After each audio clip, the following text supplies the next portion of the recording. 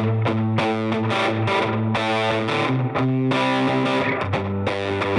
listening to the Cantina Cast, your home for thought-provoking Star Wars talk. Join Albert and Jonesy in breaking down the latest news, trailers, movies, and of course, your favorite characters from a galaxy far, far away.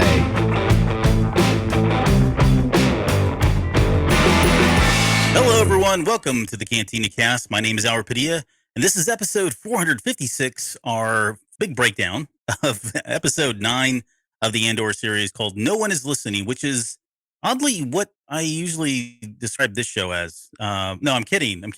I apologize to all the thousands of people that listen to this show, but thanks for being here. This has been an absolute treat to finally get to see this many episodes in and see where the story's going, starting to see where this thing is starting to kind of lay out, bringing in some of the characters that we knew were kind of hiding in the background, and some characters that I honestly didn't think would come around, but they've come around, and pretty excited about that. So, speaking of being excited to see certain people, that just come around.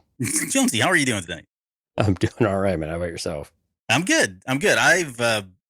This was a great episode, and we'll get into our opening thoughts and all of that, but my gosh, I think I yelped on that last line because I was just wanting Kino to come around, and I didn't think he was going to, but you could just see that slow burn of Andor and everybody else just kind of picking at him, gnawing at him, getting him to kind of come around and lose faith in the system. So pretty excited to have seen that. But what about you? How you doing? Yeah, I'm doing pretty well. I know it's not a show and tell night, but you could probably see, for those on the live stream, cantinacast.com/YouTube, right above me is a full-size Mandalorian helmet that was 3D printed by a friend at work. And Darko is the man. So he's the one. I've showed these before. He's printed me a couple before, but this one he even painted it for me. And so absolutely amazing. It was a really difficult day. And when you have people like just out of nowhere, someone calls you up and says, "Hey, are you in the office? Can I give this thing to you?" And you're like, "I don't even know what it is." And then he shows it to you. It kind of just makes your day, right? It just all is right with the world for 5 seconds type of thing. So it was really cool. And just want to give a shout out to Darko. I mean, it's full size. It actually fits on my head. And if you just some padding in there and stuff, it'll fit. And again, I know it's not show and tell, but can we just say how beautiful the Star Wars The High Republic Convergence cover is? Yeah. By Zoraida Cordova. I mean, we've seen pictures of this, so it's the same image, but good gracious, this is beautiful. I mean, it's just so colorful, and the white backgrounds and the blue logo and everything. It's just, I mean, it is just so beautiful, and I'm so looking forward to it. I got to preview the audiobook too. I've already got loaded, so I'm looking forward to digging into that one here pretty soon. But just wanted to show that off because it's a beautiful book. So if you're a book collector, you like having it on your shelf, and I know some people maybe want to see the spine, but yeah, very cool. It's got the white, blue logo. Yeah, and then the back says, if I were not a Jedi, then I would not be who I am. Oh. So again, pretty amazing looking book. And again, it goes with the blue. They've kind of doubled down on this with the different colors here. Sorry for the noise, but yeah, this light blue on the hardbound. Very cool. Yeah, it looks absolutely stunning. Absolutely stunning. And we can expect some High Republic covers coming from us eventually. Yep. Pretty soon we should be covering that. I think just a few more weeks before Convergence is officially out. 3 more weeks-ish?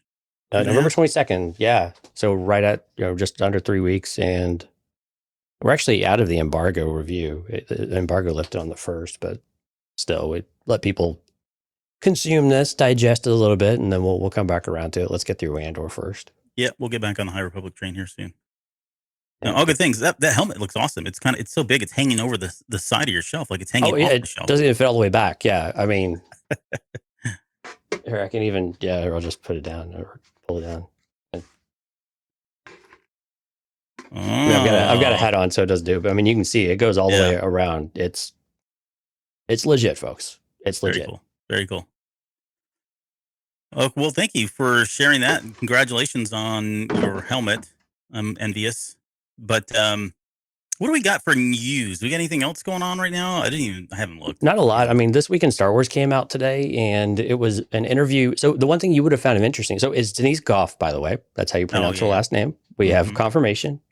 So her and Kyle Solar had an interview talking about their characters, motivation, and it was really definitely a setup for what we got in Nobody's Listening in episode 9.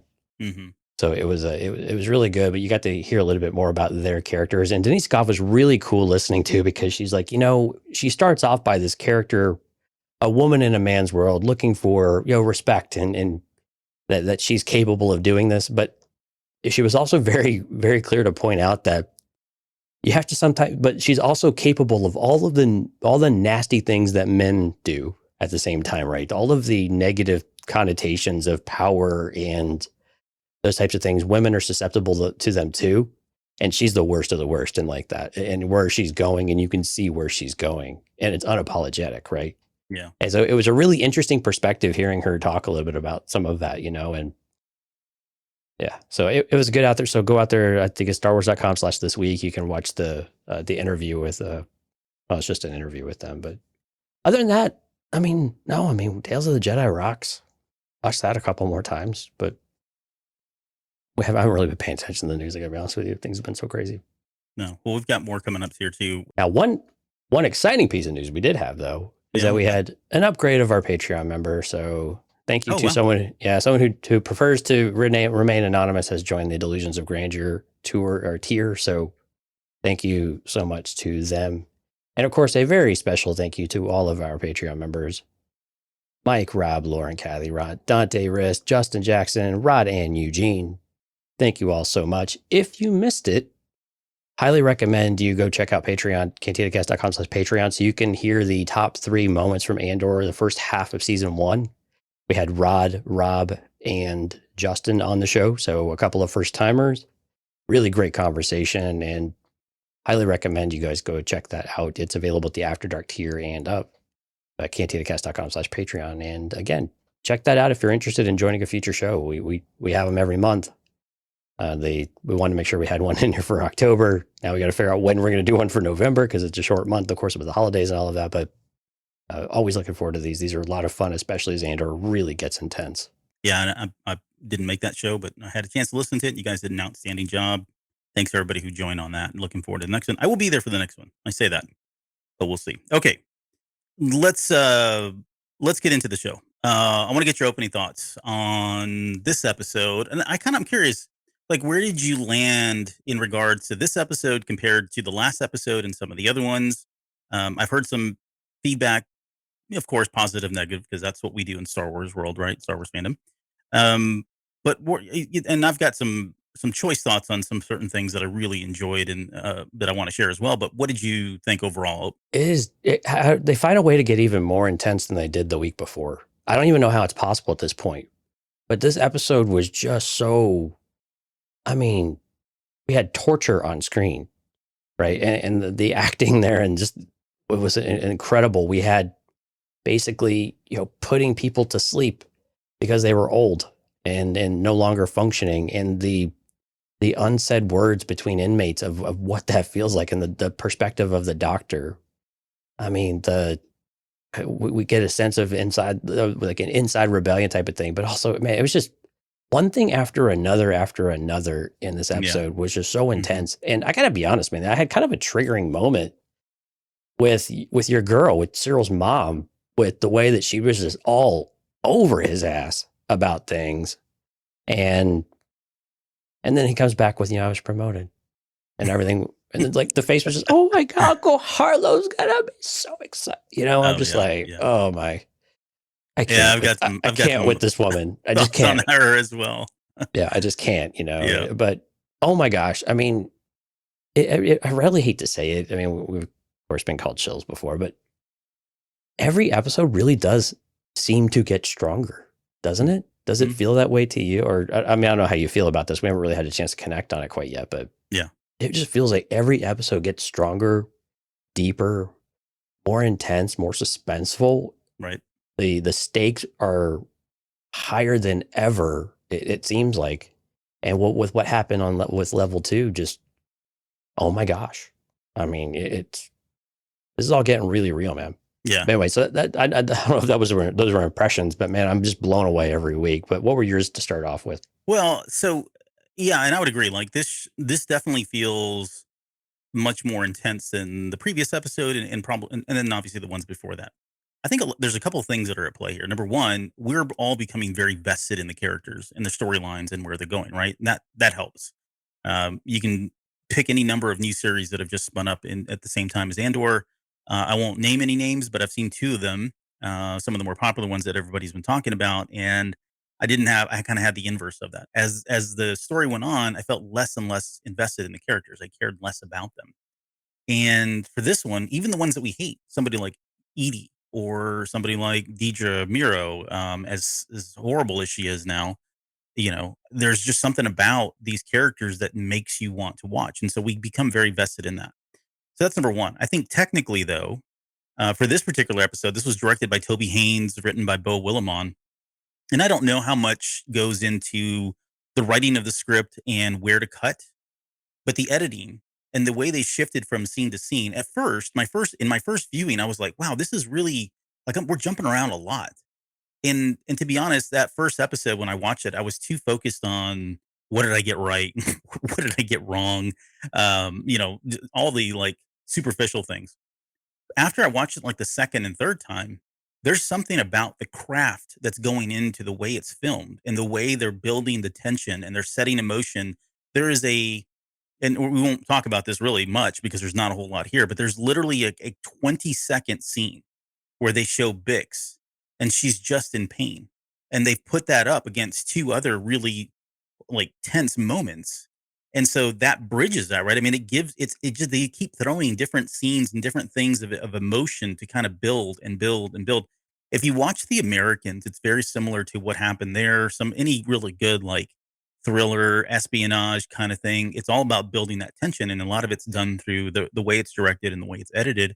And I think we're seeing that here. And it's something new for us from Star Wars. We've really never had anything like this before in Star Wars, but it's out there. It's prevalent in other franchises, and they're doing it beautifully. And I think that's what we're kind of feeling. At least the people that are, I think, on board are starting to feel like, wow, this is getting really, really intense. I mean, you just feel like this world is closing in on you as much as it's closing in on all of these characters, with the exception of the Empire, really. But everybody else, you just kind of feel it creeping on you. Well, and the way that they built up, I mean, Andor, we start to see Andor emerging, right, a little bit, and you start to see them getting organized, doing analysis of who's doing what, how many guards there are, what's their routines when they have a new man on the floor. What does that process look like? Whatever they're doing in the bathroom there, but for all of that hope to basically be snuffed out, I mean, it was just a setup, and then it was just like whack Empire, hoo-yah, here we go. It was just you just feel like the Empire is just unbeatable, Yep. and you really feel that. But to go back to editing, I have been I think that's been the one consistent criticism I've had about Andor is editing. No complaints, no critique, nothing. This episode was edited. I mean, as perfectly, I think, for the way that the story needed to be told in this episode, as perfectly as I could imagine. Yeah. It was absolutely brilliant. I absolutely loved it. It was so spot on the money, the way they cut all of the different scenes. It just worked. It fit. Absolutely masterful. It was really Yeah. great. So I think some other okay. So that aside, let me kind of touch on Deidre a little bit. Um, I mean, she's still fascinating to watch. Like she is absolutely like becoming a standout character for me, and I guess she always has been. I mean, I've been gushing about her, even about the stupid hat because of the Empire now. But I really, with her character, I mean, and she made a comment in the last episode because I think we were all kind of rallying for her in some way, right? It might have been small, wasn't really big, but there was a sense of getting behind her and really sticking it to the man, and we were fighting for her to kind of have her voice in the Empire, right? And then she came out after that episode aired and she said something along, and I'm paraphrasing here, some of the fact that she was worried that people were not going to like that everybody loved her now, and that she was worried after the next episode people might think differently of her. And we kind of we fully see now exactly what she's talking about. She is horrible. She's a very horrible person, but she's a very interesting person. Mhm. She's a very diabolical person. She's very calculated. She's everything we want the Empire to be, if you think about it, right? We love to hate her. We love to not like her. We love the sinister part of her. Very similar to like we did with Vader and Palpatine and those kind of characters. So I'm not saying she's been escalated to that level, but she certainly has all the makings of being a character that certainly is going to be up there in those ranks. When we think about who's the most vile, who are the most evil, sinister type characters in Star Wars, she certainly is making a case for herself as being one down the road. Yeah, and I've seen some folks comparing Dedra Miro with as the villain to Reva in Obi-Wan Kenobi. Hmm. And I couldn't understand the correlation with those whatsoever. Yeah, I don't see that so much, but yeah. They are so different. I mean, I've just seen it like, I think it's more of like, this is what a villain's supposed to be type of thing. And I'm like, Oh, saying But- saying that this is really how it should have been, not yeah. And I just, Yeah. they're so different. then. I mean, Yeah, they're they missed not, the boat on that one. yeah, they're totally not even in the same ballpark or same arena. So it's, I'm with you, man. She's an intense character and she just absolutely almost terrifies you on screen. Like when Bix, and I know we're going to get into it, but when Bix says, it doesn't matter, you're not going to believe me anyway, are you? And just the sick smile on her The little face as smirk she she says gives. no, Hmm. it was just, I mean, that's what I had to capture for the title card, for the main title card. I think for Instagram, I used a different one, but for what we have here, I just couldn't get over it. I like had it ingrained in my brain, just Yeah. stamped right there, you know, Yep. of how sick and demented it kind of was for sure. The other stuff I really enjoyed about this episode was just the overall like we're getting to see the Empire at its worst.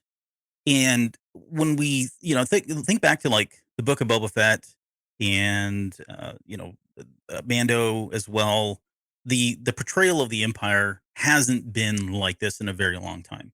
And we saw it in canon a lot, but on screen they've always been kind of like the fumbling, can't shoot anything, incompetency, throughout the ranks. And don't get me wrong, I think all of that is still there, right? Their Oh, yeah. system and the way their processes that have been set up nurture that level of environment. But at the same time, they've got people like this and like Thrawn and some of the other characters that are not, they're of a different caliber. And we're getting to see those people. Right. This is how the Empire became the empire that everybody fears Right. and hates so much. Yep. You have to have this. It can't all just be, silliness and arbitrary, Yeah. taking things over and inserting your will. It has to be brutality, cruelty, and just an unwavering, uncaringness about anything except what you want to do, and you just want to rule with an iron fist. Yeah. And we've just not really seen that iron fist until this series, and oh my gosh, we're getting it in just spades. Yeah, I mean, the closest we got was, we had the torture scene in A New Hope. Certainly everything that Vader and Palpatine do is all part of that. But once we get to the officers, I mean, in the Empire itself, we didn't really have the ISB kind of floating around in the movies and that sort of thing. But Oddly And then enough, the best example we probably have of some of this is like the First Order, with the Force Awakens. Yeah, what we no, see good with point. Kylo Ren. That's right, probably that, the that closest to what we've seen. Yeah. yeah, that almost it's a level of fascism, right? That Mhm. we don't really see that level of that iron grip that you're talking about. We're getting to see this in spades here with this group. So I really do love that as much as dark as it is, and as much as it parallels things that have happened in our own history. It's really refreshing to see that because it gives the Empire the edge that I think they need. Because they've done a lot to, I wouldn't say tarnish the image of them, but growing up with the original trilogy, I didn't really always have the sense of like they're just terrible and can't do anything right. Right. That came out as a result of other things. But The uh, Emperor has always been the one consistent exception, I think, to that rule. And we've Yeah. seen some of the ruthlessness out of other characters, but we've not seen the straight up cruelty and the brutality, like in such a very consistent way across the board. We're still seeing the incompetence, make no mistake. Sure. But Yeah. we are seeing why they're the Empire with a capital E. yeah, this is the stuff that makes a Tarkin proud. You know what I mean? Right. Like we're yeah. seeing his tutelage and his leadership now, and I'm giving him credit. I don't know if he's got credit here really at what level, but that's kind of what we're seeing there. Because Tarkin was another character from we only saw him in A New Hope, but he was of this caliber, right? He was this sinister. He was calculated. He was very, he wasn't always angry and yelling. He was very calm, calculated in the way he went about it. But there was something really horrible about him too. You could see that in him. So we're getting that. We're getting other characters like this. So this is all kind of part of that same group. Can I just touch on the dystopian level of work here? The parallels to THX 1138. If you've not seen THX 1138, which is George Lucas's first film, did it, and you guys probably know the history. Did it in college, came out. Coppola produced it, and he did a feature film that was released. It's one of my favorites. I've always loved that film. I think I saw it when I was like 12. And was captivated by it. But there's so many things that they've pulled directly and lifted directly out of there, whether it's what the workers are doing, the way they're dressed, some of the shots, the establishing shots.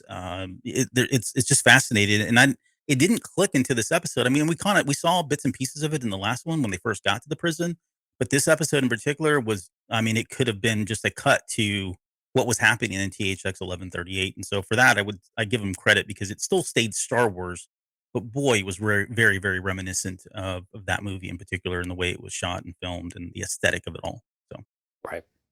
I think that was all I had. Is really kind of my opening thoughts. We'll get into some of this other stuff here a little bit later, of course, but really brilliant episode. I did enjoy it. I don't know if I like it as much as the last one, but I mean, we're talking like, again, we're up in the 9.5s and the 9.6s and the 9.7s, right? We're not getting, these are these aren't number iterations for me at this point, if that makes sense for anybody that's in tech. So, okay.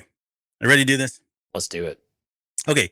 So the way we're going to break this down is we'll go character by character, because really there's like there's Cyril's kind of storyline. You've got Deidre's, we've got Mon Mothma's, and then we've got Cassie and Andor's. And so we'll kind of take them in that order, because again, this scene was episode was filmed such that it was jumping around, and some of these shots were like a minute and a half, and it was very, very quick jumps. And again, that was all kind of done for those that suspense building. But let's start with your girl, Edie Karn, and back at the Edie place, the Edie household. She's I know there's people out there that now I've seen somebody that literally said this is the worst character that's ever been written for Star Wars. And I mean, I can't But even. what do they mean by that? Like worse the writing. The writing is awful for terrible, her, or should have never been created. This is not a Star Wars character. I don't understand that at all. Your response is, here's Maz Kanata, or what? have you not seen Maz Kanata? No, I don't. I can't just. I mean, she's wonderful. She's horrible, and she's she's annoying. absolutely horrible. And when I'm critical of her, like, I just hate her. Yeah, no, I just hate her so much. Yeah, she's annoying. Like, this is the mother nobody wanted, and she's constantly on his back, and treats him. I mean, Yeah, I mean, listen to her. Like, you use your own words, right? You're home late. You're up early. I cook you 2 meals a day. I press your soup. I do all these things. I get no return on my investment. I get no love. What if you would have left me, to die here and suffer without you? And, God, give it a rest, lady. Yeah. You really have nothing else. Feels? I mean, and we know now too, based on this, like, I mean, I don't know if I don't want to read too much into this, and I don't want to jump to conclusions, or I guess, overextend my thought process here, but he makes it when he's talking to Deidre later, he's talking about like he was almost ready to take his life. And like, I'm watching this, and the way she's kind of just grating on his nerves and constantly berating him with all kinds of feedback and knocking his, his own personality and what he does. And it's just like, over time, I mean, he's had years and years of this. Yeah, I'd probably want to freaking kill myself too with this lady. She's horrible. She's an absolute, the worst of the worst when it comes to parents or guardians or whatever. Right. Even like, I'm jumping just quickly ahead here, but even like when he says, I got the promotion, what does she do? Right. You already touched on it. This is where I got ticked off too. I'm like, what? Because she's all smiley. She's all smiling about it, but it's not for him. It's for her. Right? She's looking at this as, now I'm in the good favor of Uncle Harlow. Right? Look what I've done. Look right? what my boy is doing. Yeah. Yeah, exactly. And then what does she do? She goes and she rewards him with what? Another bowl of cereal. Like, pours him by the way, so did the name Cyril come from the fact that he was written as eating cereal a lot, or was he eating cereal? I was wondering when this was going to come up. And did he not have a name yet? And they thought cereal. He eats a lot of cereal. Let's call him Cereal. Because it's just, Right. it's crazy how much cereal this person eats in this episode. Right. He was really named after Harlow, Curious. but then they were like, well, he's just a disappointment. So all he wants to do is sit around and eat cereal. So we'll just name him Cereal, but he can only pronounce his name Cyril. So it's stuck. Exactly. There we go. We have worked out Cyril's backstory. I did enjoy when he stuck it to her with the slurping of the bowl. Like, oh my gosh, yeah, got louder. Just oh, gosh. I was like, wow, he is. Yeah. I mean, he is a brat, though. I will say that. Now, granted, I almost empathize. So this was the first time. Where we've got a watershed moment. It is a watershed moment for Jonesy. I actually, momentarily, in a moment of weakness, at a moment empathize. I truly empathized with Cyril for just a moment. Yeah, of just the relentless onslaught of BS that he deals with, and why he would behave, why he is the way he is, or why he treats his mother the way that he treats her. Because he's a jackass too, right? I mean, he's a jerk, and he's nuts. Yeah, and he's extreme. I mean, we're starting to see the extremism come out, but I get an idea. I understand a little better why he's made that kind of mental break, if you will, to go that route. He wants something he can control. He wants something that he feels like is so. You don't have to go very far to figure out why he wants order, why he wants no chaos, why he wants, control, and why he believes in the Empire so severely. Because he feels like he's had zero control over his entire life. He's almost mimicking the behavior of his mother. Well, yeah, that's really but yeah, keep going. Sorry. We're gonna have like a psychology of Cyril, coming up here. Yeah, which is actually funny because on the Patreon episode, Rod, very much started. Right. I'm pretty sure that he's ready to have a psychology of Cyril Karn episode. So he will write the dissertation to go along with it. No, you're right. I think this is all. When we look the way he acts, the way he is, a lot of it is his mother. I hate to say it. He's mimicking a lot of the same behaviors, and that's usually what happens, right? They say the apple doesn't fall too far from the tree. We can certainly see this here. I mean, it's a number of things, of course, but the way he was brought up and the way he's been raised, I mean, that didn't do him any favors to make him any different. So, yeah, and to be clear, I'm not criticizing my own family. Just to be very clear and transparent. love all of you very, very much, very dearly. All wonderful people. Mm-hmm. No, I didn't grow up this way, thankfully. My mom was not like that at all. Yeah, thankfully I didn't have to deal with this. Yeah. But my gosh, I don't know what I would have done. I would have probably, joined a security agency of some sort. So so I got a question for you. When she's talking about you're home late, up early, groomed, trimmed your hair and that sort of thing. Is this because he got the promotion, or is this because he fancies Deidre in some kind of a weird, psychopath, creeper way? In the moment of the scene, it was unclear because it was more of like, okay, well, maybe he feels like he's really got a second chance. He could really do something. But when he finally meets up with Dedra later on, and we know that he's been semi-stalking her, because of course he is, right? Then came back and we're like, okay, now it makes more sense why he is up early and why he's not working early or late. That's kind of high Reddit. He might be a little bit, but he's out there looking for her with the happen chance to stop her and run into her. Yeah. Oh, you're here too. And grab her arm and force her into a corner. So more importantly, what's in Cyril's box? It's just his private box, Albert. It's got. I don't understand. Private. Like, is this like a? What's that? Are you like Edie? You don't know what private means? It's private. Well, now I want to know. Like, I'm with Edie. Like, so why do you have a private box in your? What's bedroom, in the box, son? Gosh, it's got like Clone War action figures, trading cards. When he opens it, a light comes out. Whatever. Stuff like that. Is this a MacGuffin though, or is this something like we're never going to see? Is it just thrown in there? No, yeah, we're not going to see it. I don't think we're going to see this. I think it's just more of the thing that I thought was interesting was he said, I have ways of knowing. Yeah. And so that's the curious question. Yeah. I mean, I don't know if that's just him with, a bit of hyperbole there, but it's an interesting comment to make that I have ways of knowing, and I don't know if that's just him saying, look, I was an amazing deputy inspector. Mm-hmm. I know everything that goes around in here. I know all the things, and maybe, pumping himself up a little bit more, but I think it just goes to her invasiveness. Right. He has no private space with where she's at. There's no boundaries. Yeah. Again, I think it was more setting up her character or anything else. But Yeah. we'll see. I mean, nothing came of what he didn't get super defensive about what was in the box. Right. So There's like Yeah. galactic nudie magazines and stuff like that. It's very like childish, like, Mom, you're going through my things kind of thing. he is like But that. he though, is I mean, that. didn't He is that. Yeah. I mean, yeah, he is like a self-centered brat most of the time. Yeah. Look how much cereal he's eating. I'm just kidding. Well, I eat a lot of cereal myself. He's just living his good life, Albert. Don't be jealous. Right. Okay, well let's move on from this scene here. Edie's outfit, though, by the way, mwah, perfect. Okay, so outside the come on, man, mustard green and that maroon.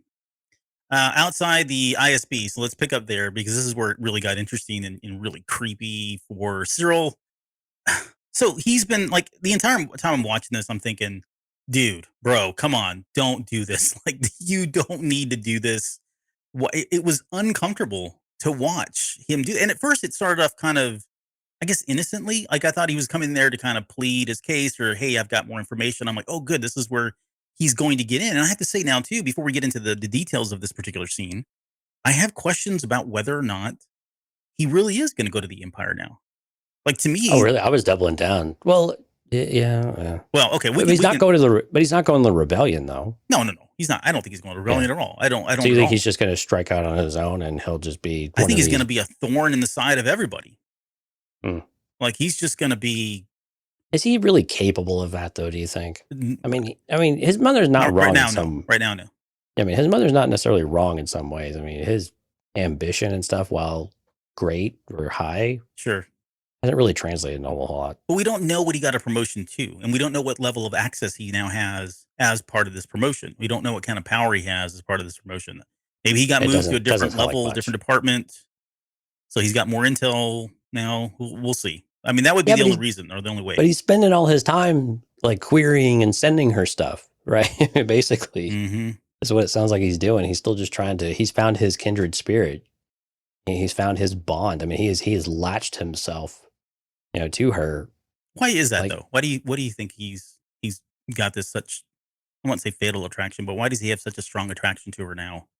Well, I think, I mean, and like he had said, and I think you had pointed this out too, he's finally found someone that it matches his belief system, or at least in his perspective, that this is restored faith of him in the Empire, in the galaxy, that this is what we can actually be. This is what we can achieve. This is how I feel. Someone else feels and is motivated by the same things I'm motivated by. Mm-hmm. And so he's infatuated, at the very least, right? I mean, it feels that way, it uncomfortably so, to the point where he feels like he needs to, grab her and hang on to her. And, Dedra's not going to take anything from him, of course, but his infatuation is very real. But I think it all just goes down. He's finally made a connection with someone. He strikes me as someone who's been a loner for most of his life. Yeah. Doesn't really fit in anywhere, right? And in this moment in time, he finally sees someone that's like, wow. It was like Mosk for him, right? So Mosk is like the work wife, but now he's like, ooh, maybe this could be the wife, right? Mm-hmm. Yeah, Mosk doesn't make a very good work wife, but he seems very cuddly though. Yeah. The and I would agree. Like, it does feel like. Sorry. Sky just said someone needs to tell. That's a perfect comment. Needs to tell Edie that serving cereal does not constitute as cooking. Yeah, because she said I cook you 3 meals a day. Yeah, 2 meals or she says she prepares 2 meals a day. Yeah, which is pouring cereal in a bowl and milk. Maybe she has to make the milk. You don't know her pain. Yeah, she's got a bantha parked in the back where she just milks it and pours it into a cereal. Yes. Okay, so getting back to Cyril. Okay, let's move from cereal to Cyril now. With Cyril, I think, yeah, I do really think it's like he found that kindred spirit. He even says it at the very end. I want what you want. I sense it. I know it. Right. That's part of it. Yeah, red flag. Yeah, there's all kind of red flags in this whole conversation. I mean, I think he does have some kind of physical attraction, because he says when he says, what is it? The part? It's just, it's his presence. Just being in your presence. The way he says presence is like, whoa, creeper vibe. I know. I'm surprised he didn't close his eyes and do a deep inhaling of her body odor or something like that. It was, yeah. It's like, dude, creep out. It is creeping me really out, is. Man. And part of it is okay. So it's so deep. I really think it is. It's not just as simple as he's a creeper. And I know I'm saying that. I keep saying that. That's just one level of it. There's the part of his feeling like he needs a job, like he wants to still be a part of something, move up in the empire, move up wherever he's at. I think that's a piece of it. Yeah. Um, I That's think Sky's question. Was he hitting on her or trying to get a job? I think the answer is yes. yes, yeah. I think the answer is both. To be honest, and then I do feel like he feels like, hey, I've almost took my life, right? And you gave me hope. You gave me life. Not to quote uh, Debbie Boone or whoever sang that song. But he gave her, he's given her inspiration, and so it's almost like he survived death, and this is the person that saved him. And I forget what that phenomenon's called, where they fall in love, where they have like they suddenly people find themselves attracted to the person that saved their life. I forget what there's some kind of like psychology there. I Yeah, forget what it is, right. but it's all of these things, right? All of these things have played into Cyril's motivation to go meet Deidre and confront her, stand in front of her, position his body the way he positioned it, grab her arm the way he did it, say the things that he said. All of that are just there's a ton of red flags here that point to somebody who has all of those feelings and all those emotions is not they're not normal, right? They're unstable in a lot of different ways, and we're seeing that. And again, a lot of it stems from his mother, the way he was brought up, but a lot of it is his own personality and what what's happened to him. So I think the word you were looking for are transference, but also commonly Yes, known as white knight syndrome, which seems very appropriate given the all he's the white uniform ISP. of the ISB. Yep. Yeah, thank you. I couldn't remember the name, but yeah, white knight syndrome. So I think it's all of those things, right? I think there's little bits and pieces of it all. I do love the fact that he's like, we had a conversation last month. She's like, we didn't have a conversation. I brought you in for questioning. Like I brought you in to interrogate you. Right. But in his mind, he's reading this completely wrong, seeing these things Well, play and he out thinks that very she got him differently. the and she thinks he thinks that she got him the promotion, right? Hmm. Well, that was you, right? She goes, "No, dude, I just cleared your name. Right. Like you were a suspect and you were no longer a suspect. You were just dumb, Exactly. and you screwed it up. Like your incompetence. I thought I was pretty clear about that part. But And then yeah, it's the other crazy. red flag was he says, I never lied to you. I needed to find out, and it's not that easy to thank you for what you did and what you're doing, as though she was still attached to him, right? Like she's out there doing something for him, and she's not clearly at all. But in his mind, that's how he's reading it. Again, this is another weird stalker thing that people do and say. Right. And I Because think, again, what he was, his fears and his concerns and his focusing on casting Andor are all validated now. And so mhm, every moment, every day that goes by that she continues to champion that and it grows and her effort increases, his, I don't, whatever this is, continues to grow as well. It is not going to go backwards at this point because again, it's like she was right. She's going to see it now. Now he has worked himself into all of that because he's the reason it all got started in the first place by making some noise. yeah. Just at the very start. Yeah, I mean, and I hate to say this, like, again, it's uncomfortable. I think a lot of us have been here. I've been there personally with somebody that's like this. It probably happens to, I hate to say this, but I know more women that this has happened to than men, for whatever reason. But yeah, I mean, I just don't understand where this is going to go now. And the way she walked away, like she didn't have a moment of where she stopped and thought like, oh, this is kind of Yeah. romantic kind of thing, Don't look right? back. Which is like, I mean, this is the stuff that happened if you go watch 80s movies, the guys did this all the time, right? They stalked the girl, they went after her, they did everything they could to show that they loved someone. And then, yeah, you saw the little thing I did on Twitter today, did you? No, I haven't been on Twitter at all. Oh, so I took that. I exactly took that, the Say Anything pose where he's holding up the radio from Say Mhm. Anything when Lloyd is holding up the radio, and I put Cyro's face over Lloyd's face. And I said, because that's what it reminded This me of. is why I love you so This much. is what it reminded me. It reminded me of every cheesy 80s romantic comedy where the guy was so sappy in love that he was going to great extremes that today, by today's standards, are way they're like uncomfortably stalkerish now. You don't follow somebody around. You don't You're making me cry, man. yeah, go it's on my Twitter. You'll see it on there. Um And I did it on my phone, so I apologize for the lack of quality, but I didn't have a better way. Which, by the way, we had to figure that out. I don't have a good Photoshop anymore. So Should probably not have iPhone. Yeah. ooh, ouch! Shots fired. But yeah, it was very like she didn't have that moment of like where she went like, 'cause I was thinking, okay, maybe she says all these things, but she's really feeling differently. But no, she came into her office and she was like sighing like, crap, I can't believe that just happened to me. Like how disgusting, how weird, and you know what I mean? Like she was razzled, but not razzled in a romantic way of any sort. Yeah, she had So no pause. She had no second thought about no, it. she's Of like, I'm gonna arrest your well, butt next time it happens. right. It wasn't. Well, maybe he's not so bad. Like you were saying, typical '80s moment. Yeah. Nope, Nope. not with Dedramiro. All business. So so if he is to okay, so here's the thing. If he's gonna go to the Empire now, he's got to get over that obstacle of Deidre feeling like that he's a creeper and that she's only, he's mentally got something going on there, which I think was she's thinking, right? She basically says that like there's something wrong Mhm. with you. Stop acting this way. Right. So he's got to get past that, and I don't know how. Excuse me, I don't know how he does that.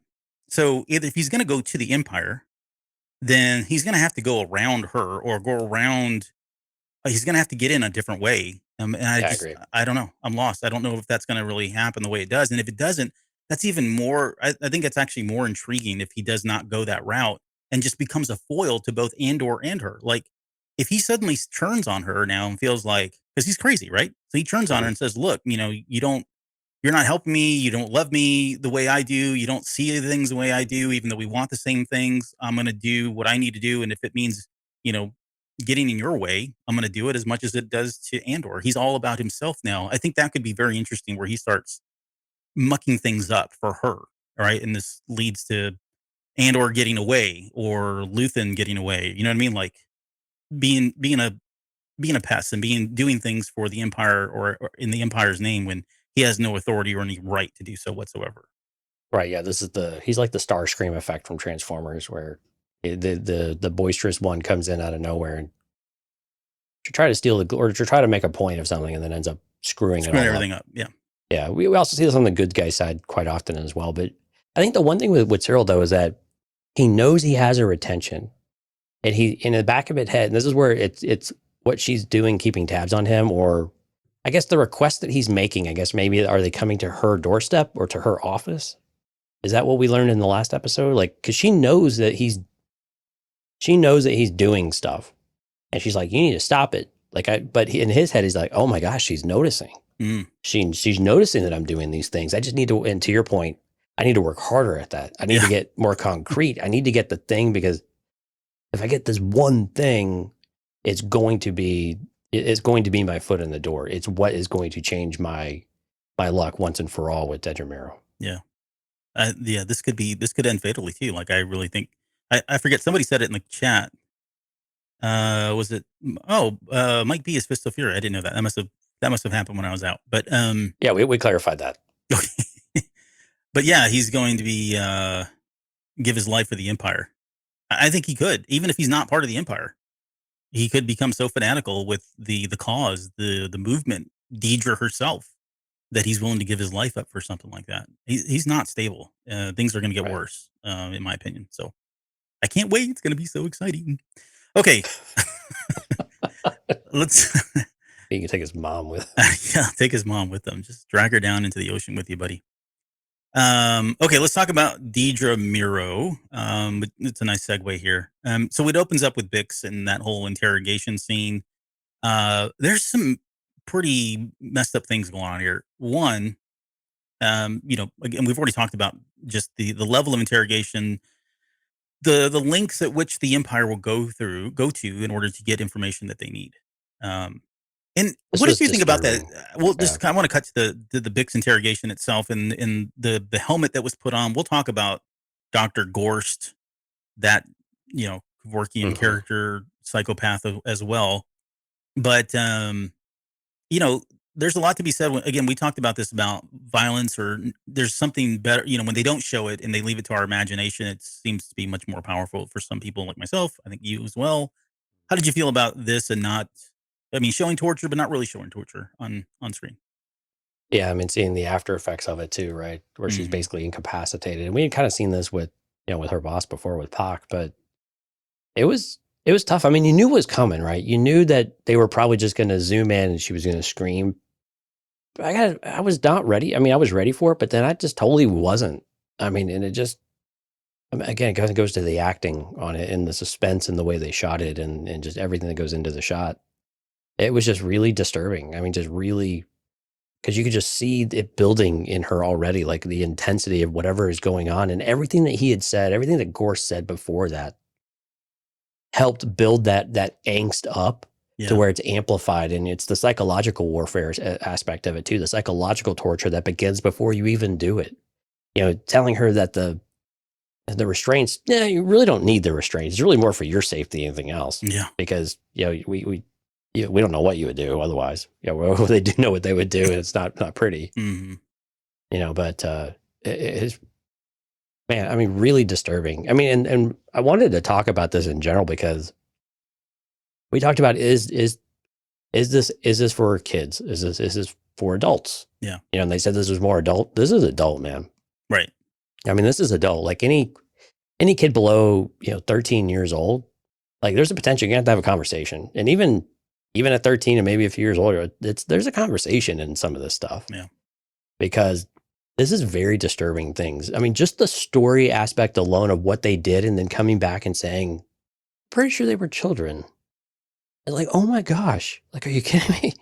Like, it's just going to make it where, I mean, yeah, this is, Eugene just made a comment about Bor Gullet, who of course is our main hero usually. Right. But I mean, this is a whole nother level.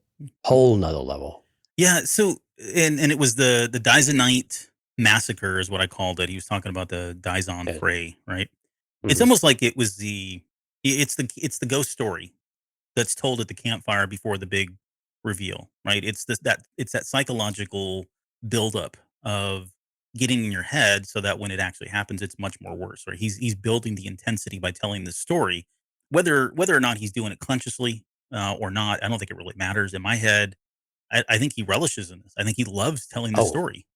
I mean, the acting, I mean, he was deliciously sick. Yeah. I mean, the acting, the way that he did it was absolutely brilliant. I mean, it was absolutely, I mean, you hate him and your stomach churns because of the performance and because of the writing here. I mean, make no mistake. Mm-hmm. It's so freaking disturbing, though. It is disturbing, but at the same time, here is somebody that truly loves his job, and that's very hard to find, Jonesy. There are very few people out there that love their job and are as passionate as Dr. It's not really work when you love what you're doing. Yeah, it's not really work when you love what you're doing. It's exactly right. But yeah, the children dying thing, that really, and then he caps it all off by saying, "Hey, you know what? If you can't speak, just kind of move your head side to side." Because oh my gosh, yeah, we'll and then Miro comes in like, that's important, Bix. Yeah. Yeah. God. Oh God. Well, and Empire. Then there's the shot, which I think I've seen some people talking about. Maybe not enough people are talking about it, but in cinema it's called a smash shot. Mm-hmm. It's got a couple other different names, but they lifted it directly out of A New Hope when the probe droid's going in on Leia and the door slams shut. You get that quick pan down and the feet walking down the hallway. It's verbatim, shot for shot. So it's a callback to A New Hope. If you didn't catch that, absolutely. Someone needs to put those side by side or one on top of each other. I mean, it was blatant. I think the only part that didn't match up with it specifically was the sound again. Mm-hmm. I don't know what is with the sound in this series. It's I'm starting to notice a pattern of my disappointment with sound. But anyway, you gotta maybe it's my setup. Maybe my setup's the problem. Maybe it's just me. Because there are moments when there's like some really good stuff happening, but I can tell you, no, there absolutely is. It's moments like this though, where like I remember in A New Hope, you had the shutting of the door and you had the drums, the kettle drums and the timpani and stuff was all there, and this time it just wasn't laid in the same way, and my expectations were out of sorts. Okay, well, so apart from all of the psychological trauma that happens in the scene, the point of this is that they're trying to get more information from her, and through this they learn that Pac and Bix had a separatist meeting. That's how they met. She took the radio. She uses the radio for her own kind of business purposes, not so much to as part of the rebellion. It's really kind of to make money kind of thing. And then later on, her last question to Bix, Mira's question was, "When was the last time you spoke to Andor, Cassian Andor?" She gets all this information, of course, and she relays that off a little bit later when we get into when she's talking to the ISB group and council. Right. But I want to talk about the where Bix, she tells the whoever it is, I forget this guy's name, he's got a name, but she tells that guy that comes in saying keep her alive, right? Because they need her as a witness. Um, but in he asked like, what about Sam and Pack? Like he's salivating at this idea of being able to hang. He's just hoping Deidre's going to say, do whatever you want with him, which is basically what she does. And he says, I'd love to hang him. The way he delivers that line, like he's just, again, this is more of that sinister empire, the stuff that's not for kids. He's relishing in this idea that he's going to finally get to hang somebody because he wants to show who's in charge. This is a throwback to what they did with um, Cassian's father, right? Hmm. Hang him in the middle of the street and let everybody see. We saw that in Andor, or sorry, in Obi-Wan with the whatever that Jedi's name was, was really dumb for finding Obi-Wan Kenobi. But what Right. did you, I guess your thoughts on that quick, on that little scene there? Well, and yeah, the entire time I'm thinking about what Luton was saying too, and in the conversation with Saul about, and with Mon Mothma as well. This is what they want.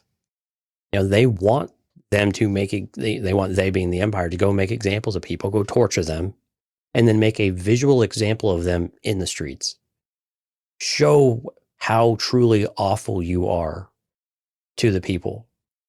Show it in the Senate too. Show it with the Emperor. Show, with these initiatives, all the things that you do, everything you want to do. We want it all, Mm-hmm. in order to truly set this, basically, ignite the fire, as Poe would say, and just to spark whatever rebellion they need. They need more people. They need more. And this is what's going to do it. But it's hard to watch it, man. I mean, it's good to see the Empire, though. I think the part that I really enjoy about all this stuff, while it's disturbing, is good to see the Empire be evil, and the Empire to be the Empire that we've always kind of worked in our head, and like we talked about earlier, that just not be silly, Mhm. not be a klutz, not be the ones that always they always lose at the end of the day, like they kind of felt like they did in Rebels, right? Yeah. But now it's like, no, these guys aren't going to lose this season. It sounds like they had a minor setback at Aldhani, and now you are seeing what they're truly capable of, and we're going to see it over and over and over. And in hell, we see it like 3 times in this episode alone. Yeah. I mean, this is everything that's happening right now has never happened before. I mean, maybe happened in pockets here and there, but because of that port and because of the Aldani incident, everything changed. Again, It not is to a equate it back new to level. Yeah, yeah. they cranked this thing up from like a 3 or a 4 up to an 8 or a 9 at Mhm. least.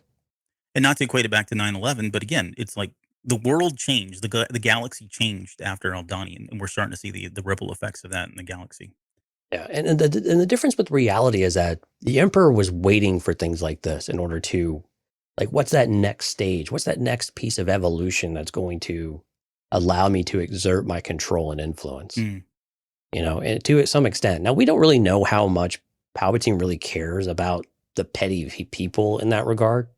I imagine, next to nothing, but it's all in service to power and suffering, and seeing his will be done.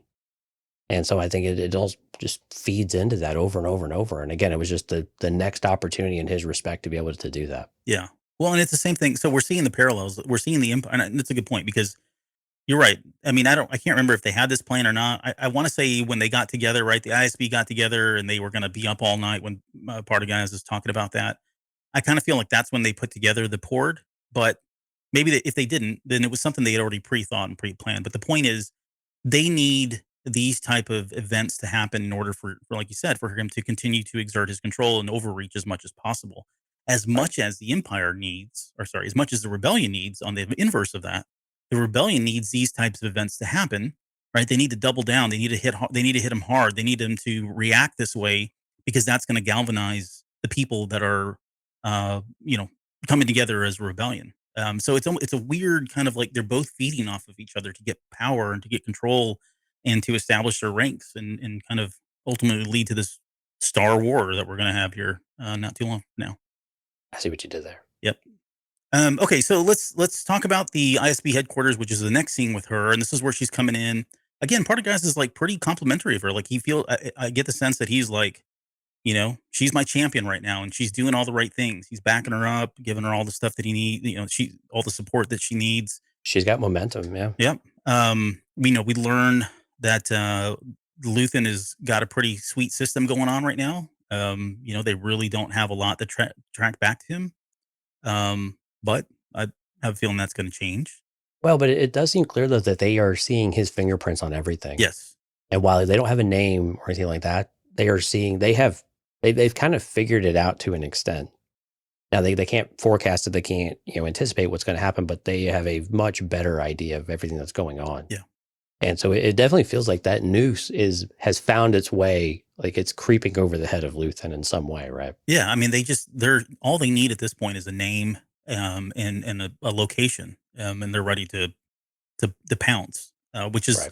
which is what he's worried about too. In some ways, he's kind of like, I'm tired of hiding, kind of thing. But more on Luthen in another episode because he didn't show up in this one. They reference Maya Pei once again.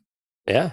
So I don't know. Good call there, my friend. Yeah. Usually, I think we may see her. I would imagine. I think we talked about that. So hopefully, we do see at some point. What did you think about Deidre's aide? That guy. I didn't get his name, but he stepped in a seems few times. Seems a bit eager, huh? Like He's on eager, the ball. he seems ambitious. But is Yeah, that a seems bad a thing? little- Like, so I want to ask you a serious Well, question. Like, you and I both have people that we've have worked for us, or we've mentored and all that in the business world. But at times, those people do surface, right? And you Mhm. want to empower them. They make you better than you are, honestly, right? You need those Right. people. And I know a lot of people have been saying, well, he looks like he's only in for himself, and I've seen some folks think that he's gonna kind of betray her, or try to step over, gain more power than her. And yeah, maybe, but I don't think there's anything inherently wrong with what he's doing. Like he doesn't seem like he's overstepping. And if he is, Deidre didn't seem too proud of it. I mean, she said, good job. Like, you did the right thing. I mean, he seems very proactive. I don't know. This is the kind of guy that I'd promote. Get him a good writing, get him a promotion, get him a bonus somewhere. Right. But this exchange did feel a little bit different, though, didn't it? Which one? This one with Dedra and her aide, like he's anticipated everything this time, and went in and took initiative where he was asking her for permission first, and it seemed to catch her off guard a little bit. It felt that way to me, at least. And again, she kind of gave him this direction to do it, but I think given her interaction with Cyril and then coming to this, it was probably a bit disruptive, because it was, well, I've got this other person, he's doing all these things now, and now she's starting to doubt. Yeah. And again, what Pendergrass told her was like, watch your back. Yeah. And it's hard to trust everybody in the Empire. And while she probably, he seems like like you said, an amazing aide and an amazing, capable of doing a lot more than what he's doing, and likely has some ambition to go along with that. And unfortunately in the Empire, that means you got to watch your back for those people. And so I think it's a culture thing though. Too, right? Right. That's where it is. And so he's kind of on the watch list now of what is he going to do now, or is he really going to be the steadfast ally that Dedra Meero can continue to rely on? Because I think even with Pendergrass, I think she probably views him in a certain way of, well, he's on my side right now, but I saw how he turned before on someone, and so I don't know that I want to. And while it wasn't necessarily, degradation or anything like that, but it was very much a losing faith and you're out of sight, out of mind. And she's made all this progress, but I think she's going to be watching her aid. But I don't know. I kind of felt that though, that, okay, well, now he's on the watch list. I do too. And don't get me wrong. I say all that because there are people that are good like that. We have to remember that in the context of the story, this is the Empire.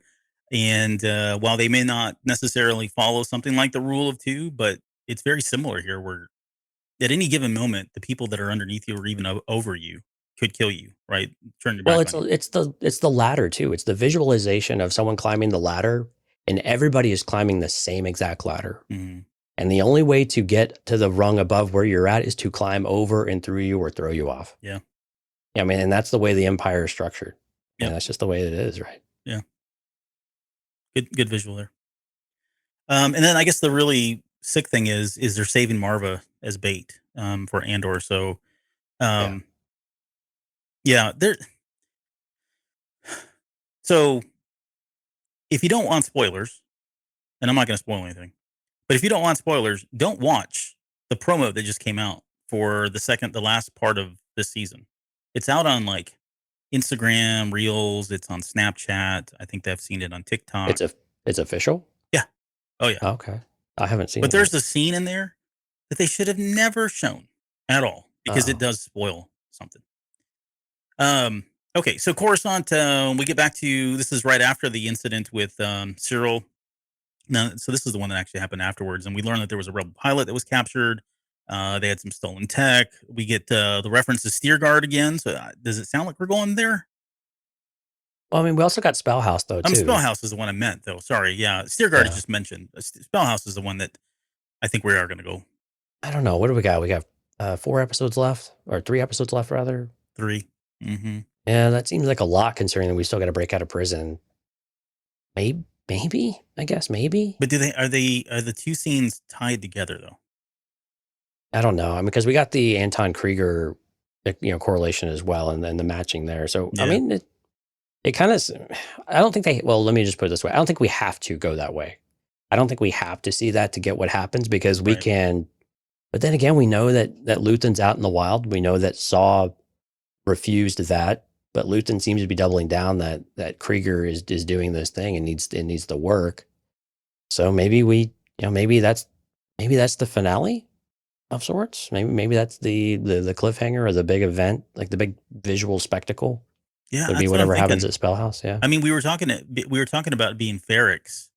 I don't know that it's Ferrix now. I mean, Ferrix feels like we're going to go to Ferrix. Obviously, there's going to be that. We talked about it'll happen at the same. Yeah, it'll probably happen around the same time. Sure. But, there was the rebellion, the uprising that's happening in Ferrix.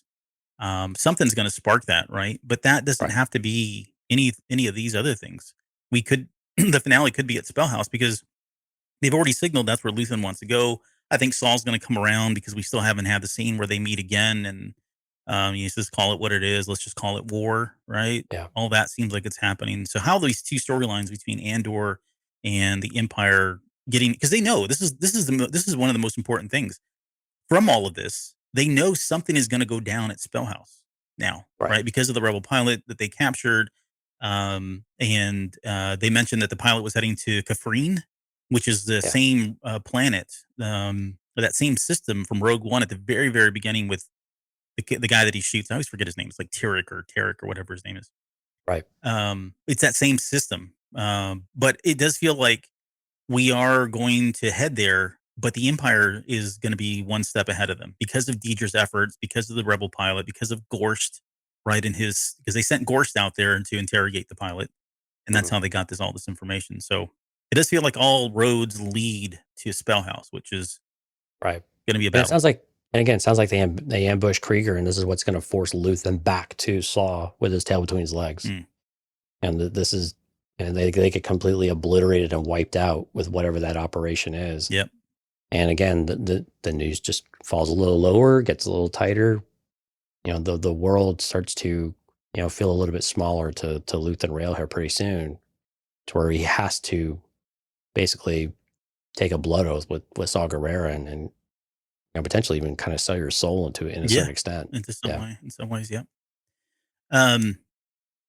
The plan that they came up with, again, more evil Empire, right? They're going to kill the pilot. I mean, they kind of went through a couple different iterations. We won't get into all that, but the plan was they're going to kill the pilot. They're going to stage it so it looks like it was a mechanical accident. Let somebody find the ship and then watch them tow that into Kafrene. So it's a way for them to not rouse suspicion among them. It's a total bait, yeah. Right, and at the same time, I mean, if they're watching, they're going to get a lock on where the heck this base is, or wherever some level of their operations is by watching this thing get towed. And how casual they were about. Oh yeah, definitely. Business. Yeah, let's create this scenario. Let's kill the people involved. No big deal. We'll take them out, and can we structure it in a way? Can we make it look authentic? Mm-hmm. It was just so casual. Yeah, it was very.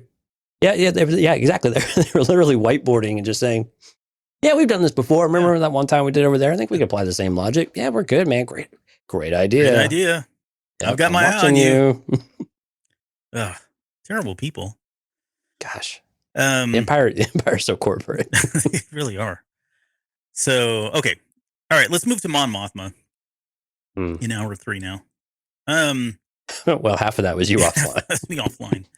So, okay, so we open at the Senate. And this was painful to watch too. Like she's up there trying to give the grand speech again. I mean, even before she starts, some knucklehead over in aisle Long live 52, the Empire. long live the Empire. Yeah, shut up. Well, they're starting to turn their pods off too. The lights, like you can hear them, Yep. like off and on, You like can see 'em, click. too. Yeah, and you can see them go dim. It's not so in American politics. It's the same thing as like a no vote, right? In some ways, it's well, not really. It's more of a no when we go to our voting for different House legislatures and stuff like that. Legislation, they'll vote yes, they vote no, and there's like a no vote, which is almost as offensive as voting yes or no. But that's Yeah, another story. abstentions usually got some motive behind it. Yeah, exactly. But yeah, it's a visual of like, yeah, I don't want any part of this, right? I'm shutting my light off. Whether they disagree or not, it's another. It could be that for sure, but it could just be that. Well, this is just like walking out in the middle of a speech. Yeah, Like knowing you're about to do something, you're like, nah, I'm out. I'm not like, interested. I don't even want to hear this. This is dumb. Oh, she's at it again. Ugh, Right, the gosh. annoyance. They're sending her a message, is what they're doing. Yeah, but I mean, it is getting to her though too. As much as she, touted before to Tay that as long as they think I'm a nuisance doing this or that, but I mean, what she's saying is pretty bold, right? Mhm. I mean, she's I think calling she the is. emperor out. Yeah, Yeah. she's calling the emperor out very specifically about what's going on. She's got specifics. This is a trend that's developing. It's not getting better. This is getting worse. This is not the direction. This is not what we were here for. And we're here for the people. It was dangerously close to what we had heard back, like with the Republic and some of the Clone War speeches and Revenge of the Sith speeches and things like that from the movies and TV shows. But Or even the Tales of the Jedi. What was going on there with Dooku and what he was saying about the senators and how they're not standing up for their people. yeah, exactly. Yeah, exactly. And so, I mean, but this is a far extreme. But imagine a lot of these people are probably the same ones, right? No, exactly. These are the people he's talking about. Right. Yep. So Probably still in power. But yeah, I mean, it's like, yeah, how like just dejecting is that to go up there and get almost booed off the stage, right? And well, then, so that was gonna be my question. I yeah, didn't get to the point. Is that getting to her at all, or is that she's playing her part, or is it I'm playing my part, but this still really hurts and it is really bothersome and it is getting to me? I think it Which really one hurts. do you think And it is? yeah, I think it really hurts. I believe that. I think she rationalizes it as well. This is my part, and I just got to keep going with it, right? Yeah. So, Okay. but we get word that Mon Mothma's cousin has arrived at the embassy, which turns out to be Auntie Vel. Didn't see So this we one coming. were off on that one. Yeah. Yeah. Well, did we? We said there was some relationship either with Luthen or with Mon Mothma. We kind of assumed it was with Luthen, though. I was thinking it was Luthen. I mean, the idea that she came from money, though, right? That they kind of signaled that in the last episode. Yeah, true. Yeah, it certainly makes sense that go be a rich girl. Yeah, that was an interesting comment. Yeah, and she we get the whole little. I mean, the dress scene is not really. There's not a lot there about got to dress. The only thing that caught was that line about he lets me do anything I want when she's talking about her dad. And it was that whole conversation that I was telling you about, like what he does to empower her and make her seem like the bad guy. This is one of those horrible parent tactics where they just let one child do whatever they want, so that when the other person tries to stand up and be reasonable about what's happening, they're like, "Oh, that's your mom or that's your dad. They're just that way. I don't know what to tell you, man. That's how they are. That's horrible." Yeah, and I get the whole teenager aspect of it though too. But I mean, the comment she made was really innocuous too. Of like, I don't know if your dad's going to let you wear that because it's very slinky, basically, right? Sure. And fathers are very protective of their daughters, and so, and I mean, rightfully so. But for that kind of comment to come in, that man, really kind of venomous type of comment too. It was just so taken aback, and it just my heart just broke for Mon Mothma in that moment. There's also a cool moment there too where Vel she quotes Cinta about the Empire doesn't rest, the rebellion comes first, we take what's left. Yeah. No. I don't believe you, Vel. Yeah, I don't believe you. Yeah, I can. Yeah, I get what you're saying. Like, I don't know if she really truly believes that, but maybe she's at the point now where she's given up on Cinta And so that's just kind of that's her little mantra or whatever, even though she may not truly believe it. It's a front kind of thing. Yeah, exactly. So here's a question for you. So um, Mothma asks Vel, what what does he have you doing? And I found this very interesting, I guess, intriguing because I Hmm. mean, it's very clear that she knows that Vel is working with Luthen, but she's not in on the details. Like she has no idea to what extent she's doing things, and it doesn't sound like she has any idea that she was part of Aldani. Is that how you read that? Yeah, I think so. I think a lot of this is intentional. Of course, now I'm like, well, how do they all know each other now? Like, Right. how did they get synced up with one another? Was it just through something innocuous and innocent, or what? But yeah, I think that's intentional, though. I mean, their intention, like her answer was he who. There's risk. There's, yeah, but this is part of what we signed up for. Hmm. This is the cause. This is what we dedicated our lives to. She This is calls what it a matters vow, most. Yeah, yeah, that it was a very strong word. I mean, a vow is not. I mean, yeah, vows can't be broken, right? right? And In some usually there's ways, some kind of like ritual ceremony where you're sworn in on something like a vow. So I don't know if she's yeah, going that literal, but I was thinking, okay, maybe it's the senator or the as a senator that vow particularly. I don't know. maybe, but I think it's also a vow of this inner circle that decided to formally group and formally come together. Hmm. They had to take a vow of secrecy. They had to take a vow of seeing it through to the end. They had to, this commit. It's just the commitment of doing all the things that are necessary in order to drive this evil out of the galaxy and restore the Republic effectively. And it's just that level of commitment and making it into a bit of a ceremony or making it into more of a contractual obligation of sorts, right? Yeah. Because it's like Project Charter, right?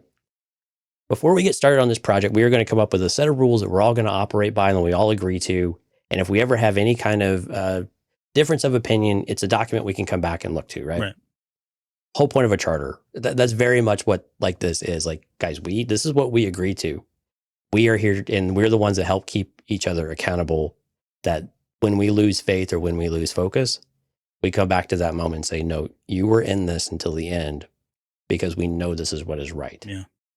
And of course there's others extremes of this, of course, but I mean, but that's what it took it. But I mean, it's very clear that she doesn't know.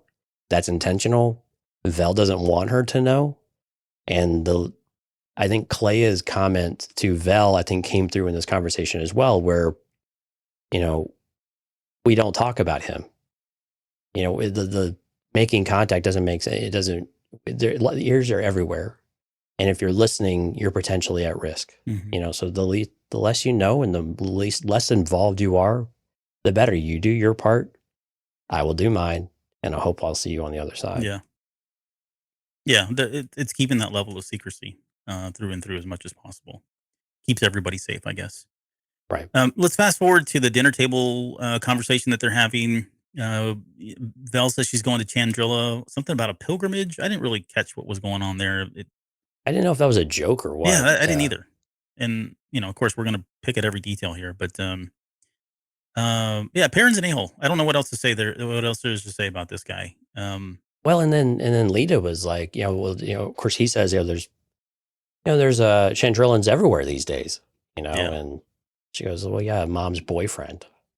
And she's like, what? Of course, it was like one of those, really?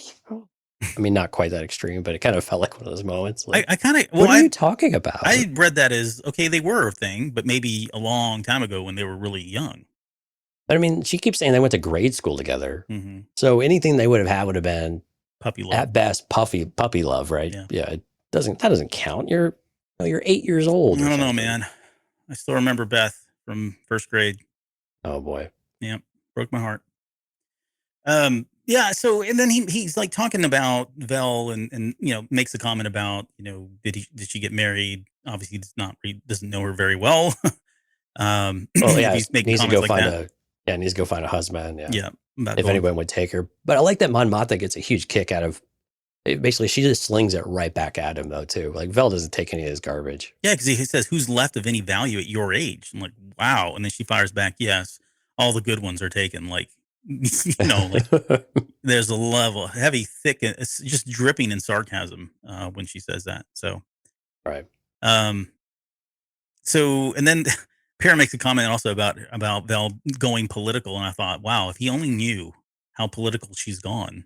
So Mhm. she's done a pretty good job of staying under the radar from him, especially since he's got he's so suspicious of everything that Mothma is doing.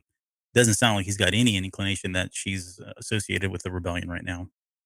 And again, I think it goes back to the comment that Mon makes a little bit later, go be the rich girl. You just go be a spoiled rich kid for a little while. Yeah. And Perrin probably views it.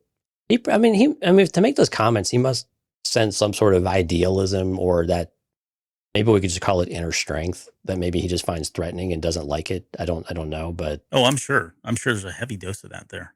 right. That But level of whatever it insecurity. is, though, I just like that she doesn't take any of it. Yeah. She just dishes it right back. She gives Vel Vel gives that pep speech at the very end, saying, "We've chosen a side. We're fighting against the dark. We're making something of our lives."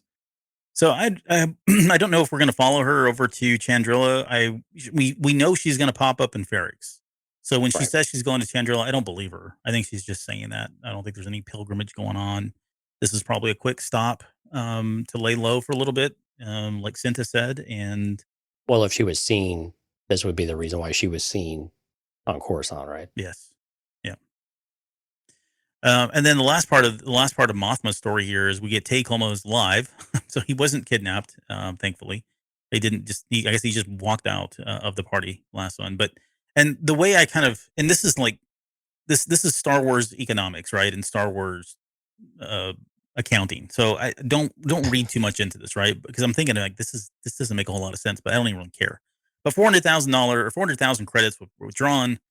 They need to put 400,000 back in to kind of cover it up, which doesn't really cover it up. It just No, it just I'd have adds more another questions. transaction. Yeah, Yeah. yeah, but okay, we'll just put that to the side. But the way Tay says explains this is they're going to need somebody who's got a lot of credits, who's got banking connections in some way, that's willing to do it. And they bring up this name of Dabo Skulden, Yeah. who's like the worst of the worst, right? Mothma calls him a thug. Right. He says he's a wealthy thug, and he's already talking to her to this person about Mothma getting a loan from him. And I think the big question here is what Mothma asks is like, at what cost? We know from Star Wars history that anytime you start dealing with The thugs underworld. and gangsters, crime lords, never goes well, right? They Right. always want something more in return. But what are your thoughts on that? Yeah, we'll have to see. I mean, it makes sense though. You need someone that has so much money, so much power, so many transactions. It just gets lost in the shuffle. Hmm. And while you're a rich person, it's still somewhat easily. It seems like for the Mothma family, at least, it seems like it's still relatively easy to identify everything that's going on in their bank world and what they're doing. Yeah. And again, whatever the laws are or whatever else. But yeah, I mean, anytime you link up with the underworld, I mean, there's a price to pay. And it's not necessarily a financial price. Right. It's you owe someone something. And again, this is where it's chipping away at Mon Mothma, and it is uncomfortable for her. Of like every time you chip away at the, kind of that ethical aspect of what she's trying to do, and maybe even some morality, it's just more and more concerning to her. And I think it's a testament that she recognizes it and she understands what's going on, and she's trying to resist it, but it's becoming harder and harder. And I think this is what Luthen's been trying to, he told her, you got to check your conscience because it just doesn't have a place here. And to her point, she's trying to still do this reasonably in the right way. Yeah. Because if you win, and it's a huge if at this point, but if you win, well, hell, what are you left with? Mm-hmm. You're left with paying your debt, to all of these scumbags that helped you get there. And you have done it with blood money effectively. Mm-hmm. And that doesn't sit right with her, and nor should it, right? Well, and I think so. I think it's that, right? There's certainly that, but then they're always going to have something on her.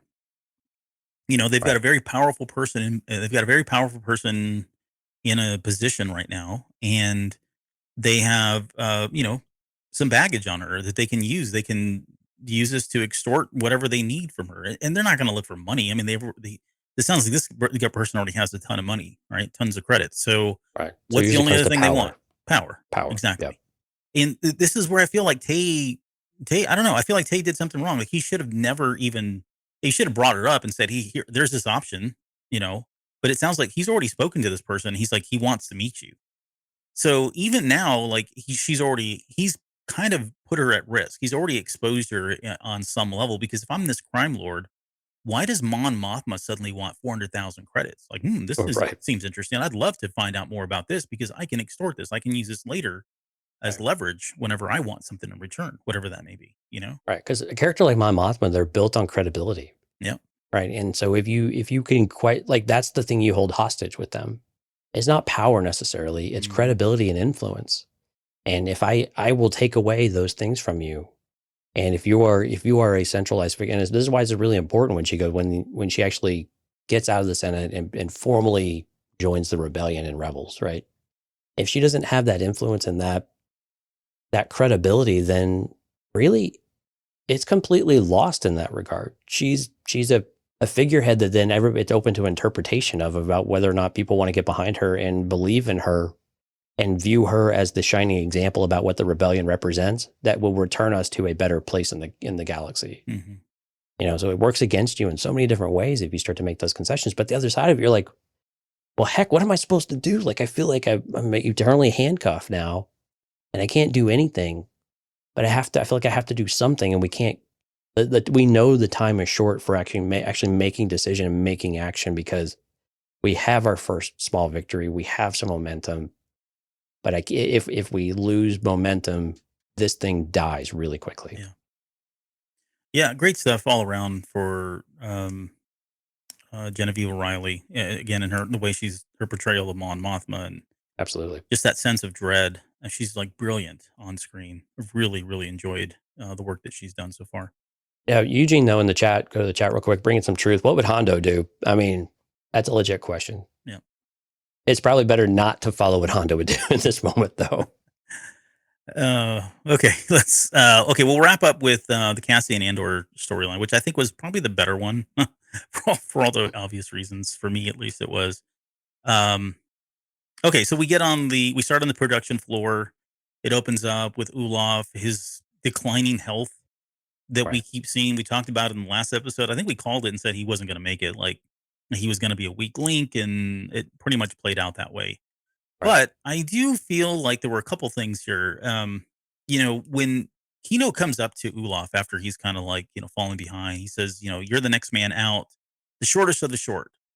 Right. He's almost a little bit altruistic in terms of the way he's coming across. Like he almost, like he feel like you get the sense that he's feels for him. Like he's really, he's rooting for Olaf to make it out of here. And It's it's hope. important. Yeah, it's hope for Kino, right? It's hope for Kino, right? It's because he has to believe this, and this becomes pivotal at the very end. He believes in the system, and he has to believe in the system, right? That's the only thing that's keeping him going is his faith that this is pure hell, and I hate it.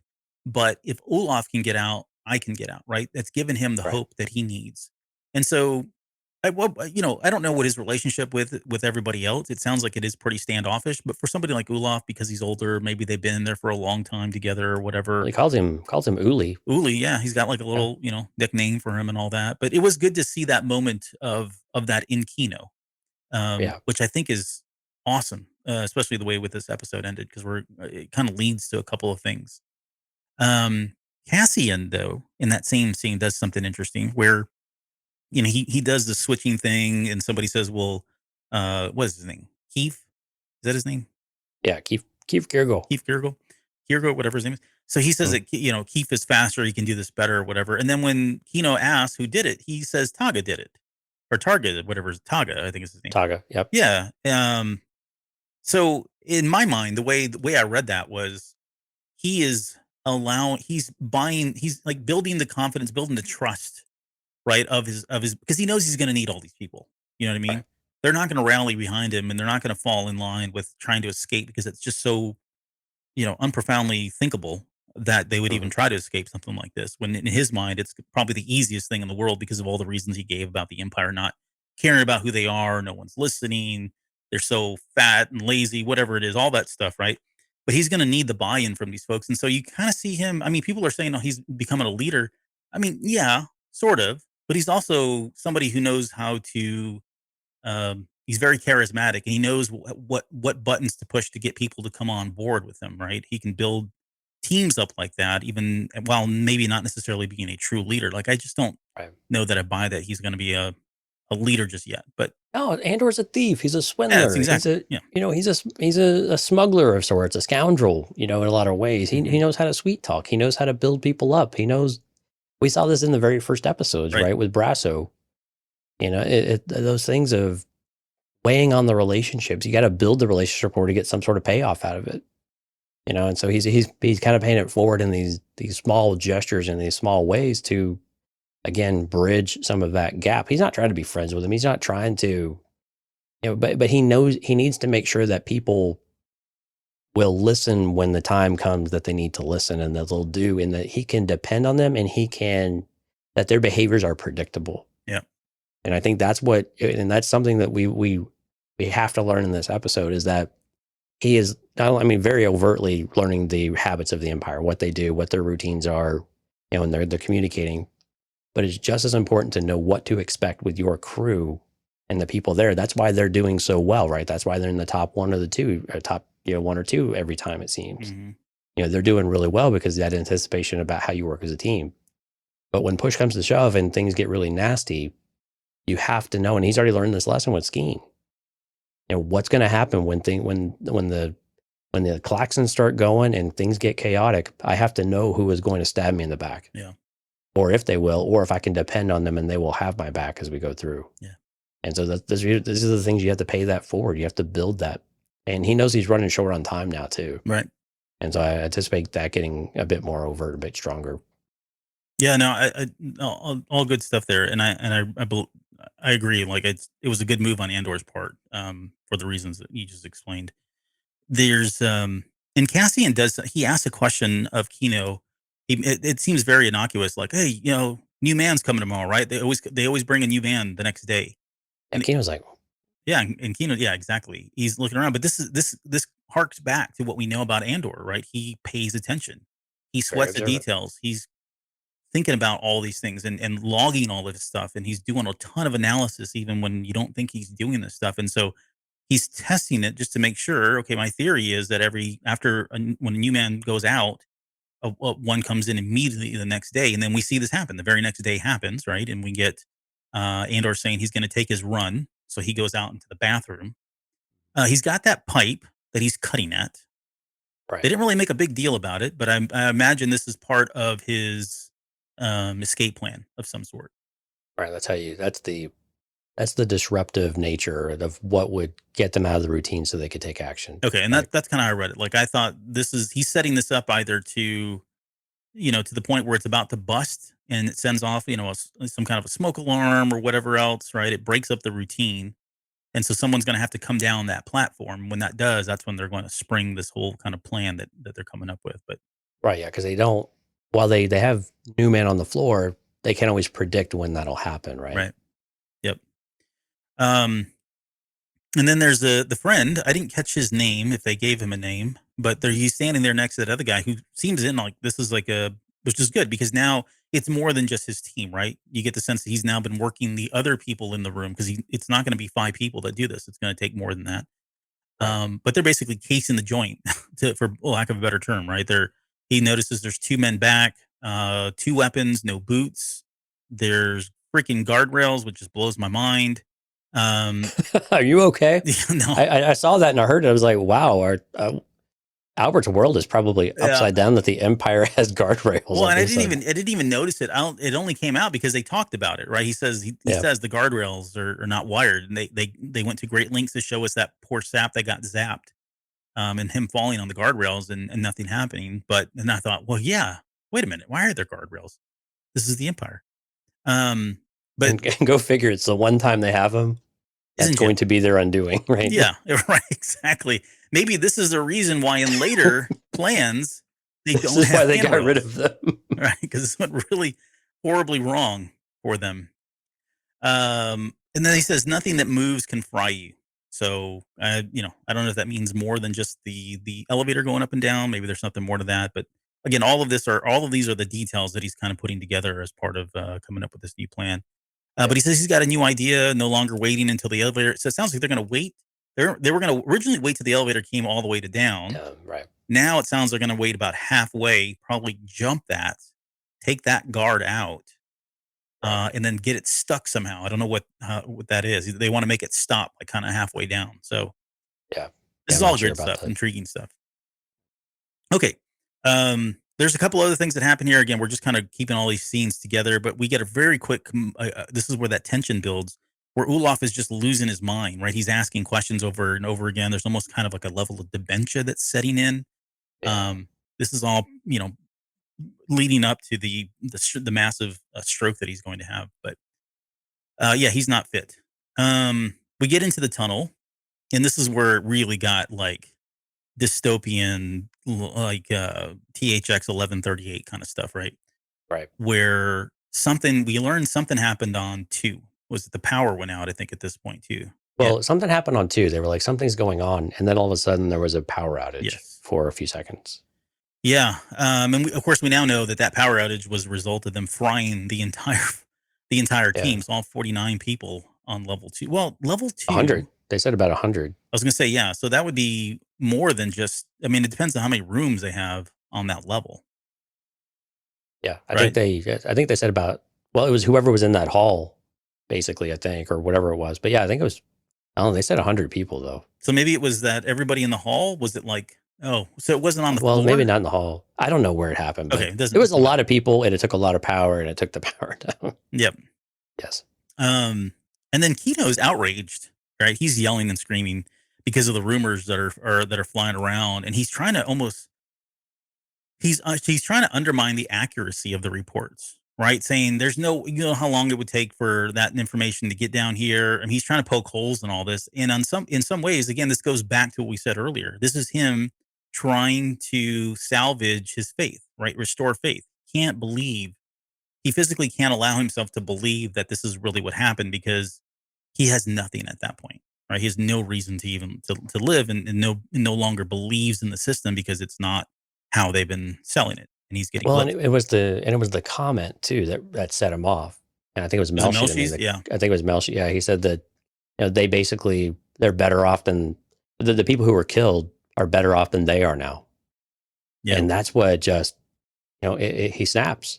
And he's like, I can't accept that. I can't tolerate that type of talk because, like you said, it completely undermines his hope that there's a way to get out because he knows what it means. I mean, he's seeing all the writing on the wall, and it was this before. Yeah, I guess this is after Zinska gave the report that someone from 4 that was let out resurfaced on 2 the next day. No, okay, no, I got it here. No, so what you're talking about happens a little bit later. Melchi gives them. Melchi says they could keep us in here forever if they wanted. That's what he says. This isn't where he punches them. That's in the next scene where they're in the hallway. But you're right. It is Melchi who is still coming at him, saying, "Dale's doing the math down there." But yeah, Melchi is the one is making. He's been making these comments throughout, right? Melchi knows he's not buying into this fake, faith that. This faux faith that somebody like Kino has or Olaf has about what's going on. So yeah, so then from there we get over to the chow time where they're all sitting down and eating, and this is where Andor I think starts spreading those seeds of doubt. Right, he starts working Kino again, knowing that he's got to get. He doesn't necessarily need Kino on board, but he needs what it's in Kino's head because Kino's been around. He's got he's privy to certain things. Yeah, and he sees what he's like. There's no way that you haven't thought about this before. Yeah. There's no way you are too good. I mean, he's basically giving him a compliment saying, hey, you are too good at doing what you're doing to be the foreman, basically. You have to know everything about this place. Mm-hmm. I need to know. And clearly he's had all these thoughts, but he's also like, I'm not joining your rebellion kind of thing.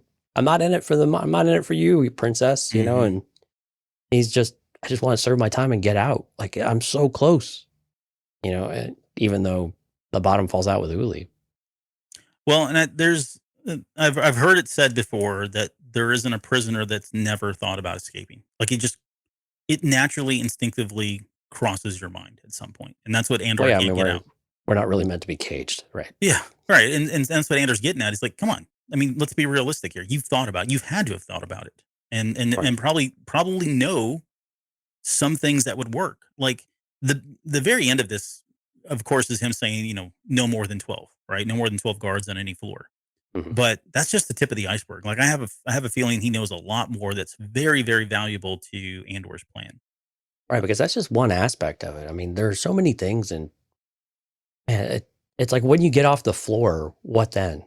I Mhm. mean, you just run chaotic. I mean, we see the environment from the inside a lot, but what we haven't seen in a while is what's on the surface. You're in the middle of this giant body of water, and these things are all just these tiny little islands when you get to the surface. Yep. What are you going to do when you do Mhm. that? I mean, are there the transports come and go, so they're not necessarily, all readily available either, you know? Yep. All right. So let's give Dale his credit. So he said, so if there's 7 men, 7 tables, 7 rooms, 7 floors, it's 7 by 7, 7. If they fried all level 2 prisoners, which would equal 343 prisoners, or if they fried both shifts, it would be 686 prisoners. Right. So I think it was just one shift, but I thought in the hallways there were only 100 men at a time. The one, like, it's usually those coming in. I don't know. It was a lot, but nice job, Dale. Yeah. We appreciate the effort, man. And then Kudos. here's Gene coming in with the science. It takes 20 milliamps through the heart to stop it, but the current would not leave one's feet in reality if there were positive and negative or AC voltage strips. Generally, wouldn't work. So, Whatever. does that guy know how to party or what? That's right. Yeah, it's the Empire. You don't know. It's They figured it it's out. Star Wars science, like we've said. Star Wars science. When it comes to killing people, the Empire knows what they're doing, my friend. Yeah. Don't you worry. Okay, so this is where we get the first, and he does this a few times. I think it's 3 times to be exact. He says, "How many guards are on each level?" And he says, "I'm sure you've thought about it, right? Thinking, okay, you've thought through if I were to escape, what are my obstacles? And it's certainly got to be the number of guards." And then he says, tell me what you know before you go." So again, this is him pleading to the positive side of like, hey, you've only got 217 more days. What's the harm? Like, why Right. wouldn't you just give me the knowledge? Just tell me what you know. You can still leave. Nothing happens, right? You're almost there. So, why do you care if I know what you know, kind of thing? And he's just chipping away at him is really what he's doing. He's working him here. Right. And then we get the whole scene about, the Empire doesn't care what they say. And then we get the speech again from Andor about what the Empire thinks of them. They're nothing, right? It's that arrogance. It's the lack of planning, the thought of somebody like him could be, in their room or at their table or whatever that line was. But they're nothing to them, right? They're cheaper than droids and easier to replace. Is what Melshi was saying. I think it was Melshi. Yeah. Um, and then we get the question again: how many guards are on each level? And then nobody's listening. So So do you believe him? This is why I posed the question. Is Andor wrong? Is the Empire not listening into their conversations at all? Or is this, I mean, it seems like maybe he's correct. They're probably not. But given what happens in this scenario, do we think that maybe they're going to start? I think they will after maybe this. Maybe I don't know. I mean, Rogue One is another example of them just kind of wonking in. They have a stolen ship. They have costumes, right? They just fake IDs. They got in, no big deal. So, does I think at that point it's a little different because I think the Empire takes rebellion pretty seriously by then. Right. Yeah. So it is a little different, but I think right now, yeah, I think he's absolutely right. They don't care. And they have to not care because if they do, I think it undermines the whole point of what it undermines Andor's original opening speech about the Empire and just how easily it is to kind of get underneath them. But it's and it's so that's the current state. But you're seeing where I hopefully they're going to tighten things up with what's happening with Patagraz and Deidre and Gorst and all these guys, right? The Right. Moff Tarkins and I think all that competence is still out there and it's going to start surfacing a little bit here. But yeah, I do believe him. Yeah, I think I agree with you. I think he's probably right at this point. I it would make things way more complicated if they did start listening, Yeah. and it would make rebellion within the prison system. And again, it kind of goes back to the situation, the scenario. The Empire probably thinks they eradicated the problem. Now we don't really understand what the problem was. Was it that they had an insurrection? Is that what happened on 4 or on 2 when the person from 4 went there? Is that they went there and they learned that they were a recycled, I got released, but now I'm right back here. And then they just rioted. and that's why they fried the whole floor. Was that the disruption? Like, we don't know the exact circumstances. We don't know the situation as it went down to understand why it was that extreme of a case to do it. Yeah. So was it we'll jump ahead here to Rasiv was his name, the med tech. I didn't catch his name. Yeah, it was in the subtitles, of all things. But so he's the one that kind of gives it away. He basically says that there was a man that was quote released from Mhm. 4, and they sent him to 2 by mistake. So the way I read that or interpreted that was the Empire screwed up. They released him from this prison, and they should have sent him to another one, but instead they recycled him back into 2. So he went from 4 now to 2. People on 2 realized, "Holy crap, wait a second." And We're not I mean, getting it out could of have here. been, Yeah. or they could have revolted. They could have been, they had to, because he said, "You got to keep your men in line," right? As soon as these people Mhm. found out, they probably were like, "Screw this. This is not fair. Why is he back? We know who he is," kind of thing. And then they just said, "You know what? Before this starts to spread and they have everybody uprising, they just fried the entire group." Yeah. Again, we can replace them. Yeah. When it goes back to what Andor said, before, the less the Empire thinks we know, the better. Yes, Right. exactly. Right. We have to pretend like we know nothing. We're mindless cows punching the clock, doing what we've been forced to do, and we're happy about it, kind of thing. Okay. I didn't catch that part. That makes a lot more sense to me now. I've only been able to watch the episode once, unfortunately. But okay, so that makes a lot more sense, so that they recycled them in the wrong way. They got in the wrong system, so they stayed rather than moving off to another facility entirely. Yeah. So again, there was never any release. They were just supposed to be moved somewhere else, and the Empire showed its incompetency yet again. Yeah. And that's where Kino breaks, right? That was the last straw, because now it's everything Melchi's been saying. Well, and he had to say it, though. Yeah. I think it was really important for him to say it, that we're never getting out of here, are we? Yeah. Yeah, they're not.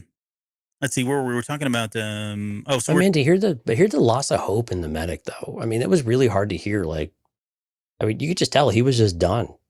He was he's like, I don't help anybody here. yeah, I Like, don't what am I? I don't even believe Like, he's a I'm medic. making things worse. Well, I think, well, maybe, or he's trained to be one effectively. But I mean, again, him prolonging life, he's like, why? Why? Like, why would I do that to you guys? I don't, and that's why he didn't want to know. I don't want to know his name. I don't want to know anything about you guys. I don't want to hear anything about how long you got. I don't want to know anything, because it just makes me feel like a horrible, horrible person. Yeah. And I don't want to hear like you guys have hope, because you're ignorant and you shouldn't, because all hope is lost. Yeah, I mean, It was just really hard to hear. I mean, it was just sad. I don't think he's in my head canon. I don't even think he's a medic. I really don't. I think he was a vet. And they said, "You know what? You are close enough. Close enough. Here's this toolbox. You have these 5 things, and these are the only 5 things you have. If you can get them back on their feet, fine, so be it with these 3 things. And if not, then you give them that injection and kill them." And Oh, so I think that's you're why. giving them a lot more. You're getting more credit. I think they have 2. They're like, well, here's a stem to get them back up and running, Okay. and here's the cyanide pill. Yeah, I'm giving him too much credit. It's probably Yeah. 2 options, because he even says, I can't save him. I'm not even. I don't remember what he says, but it does sound like he's just like, I don't know, man. I'm doing what I'm supposed to do, and there's no hope for this guy. Right. So prior to that, though, we get this is where they're kind of going back and forth. We learned that they fried out the entire group. That's when this was that time when Zinska says, they asked Zinska what happened. And then Melchi says they set them all free. And that's when Kino turns around and punches them. Mhm. And then, and of course, Olaf is looking more lost, and just, he's fading pretty fast here. But I guess the big takeaway from that scene before we get into that final one is Kino looks frazzled. Like, this was the first big chink in the armor for him, in his faith and his hope, in the faith in the process of him getting out, that, Zinska was now confirming what exactly happened. Even though he didn't know the details, he was confirming that, yeah, they fried everybody. Which, From a trusted source. Yeah. yeah, from a trusted source, right? So all of his worst nightmares and all of that crap that's been fed into his ear from Melchi is all coming true, and you can see it all over his face. Yeah. Right. And when he's sitting there and he puts his hands up and he starts yelling at everybody to, let's just go back to work, like it's another day, let's do our job. To me, that's more for him than it was for his own people. Well, and he says under his breath, until we know more. Yeah. Right. Until we have until we really understand what's going on. Yep. Yeah. Okay. Let's get into Olaf's scene. The poor dude. So he has this stroke, like right in the middle where everything that's going on. They tell him he's only got 40 shifts. I meant to go do the math because I want to know, like, I think they asked Olaf how many he had at the beginning in one of the episodes, like the Mhm. last episode, and now he's only got 40. I wonder how much time has passed because we can correlate how many days have transpired Well, here. I think you could do it with Kino as well. I think when Kino comes on, he tells them how many shifts he's got before he's out too. Yeah.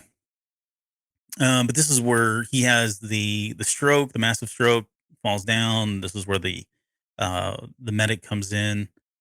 Um, and yeah, I mean, Kino is really upset when so yeah, it. I said earlier, the final kind of nail in the coffin, no pun intended here, was him saying that everybody was fried and that they had made a mistake and all that. But really, it was about, I think it was Olaf, right?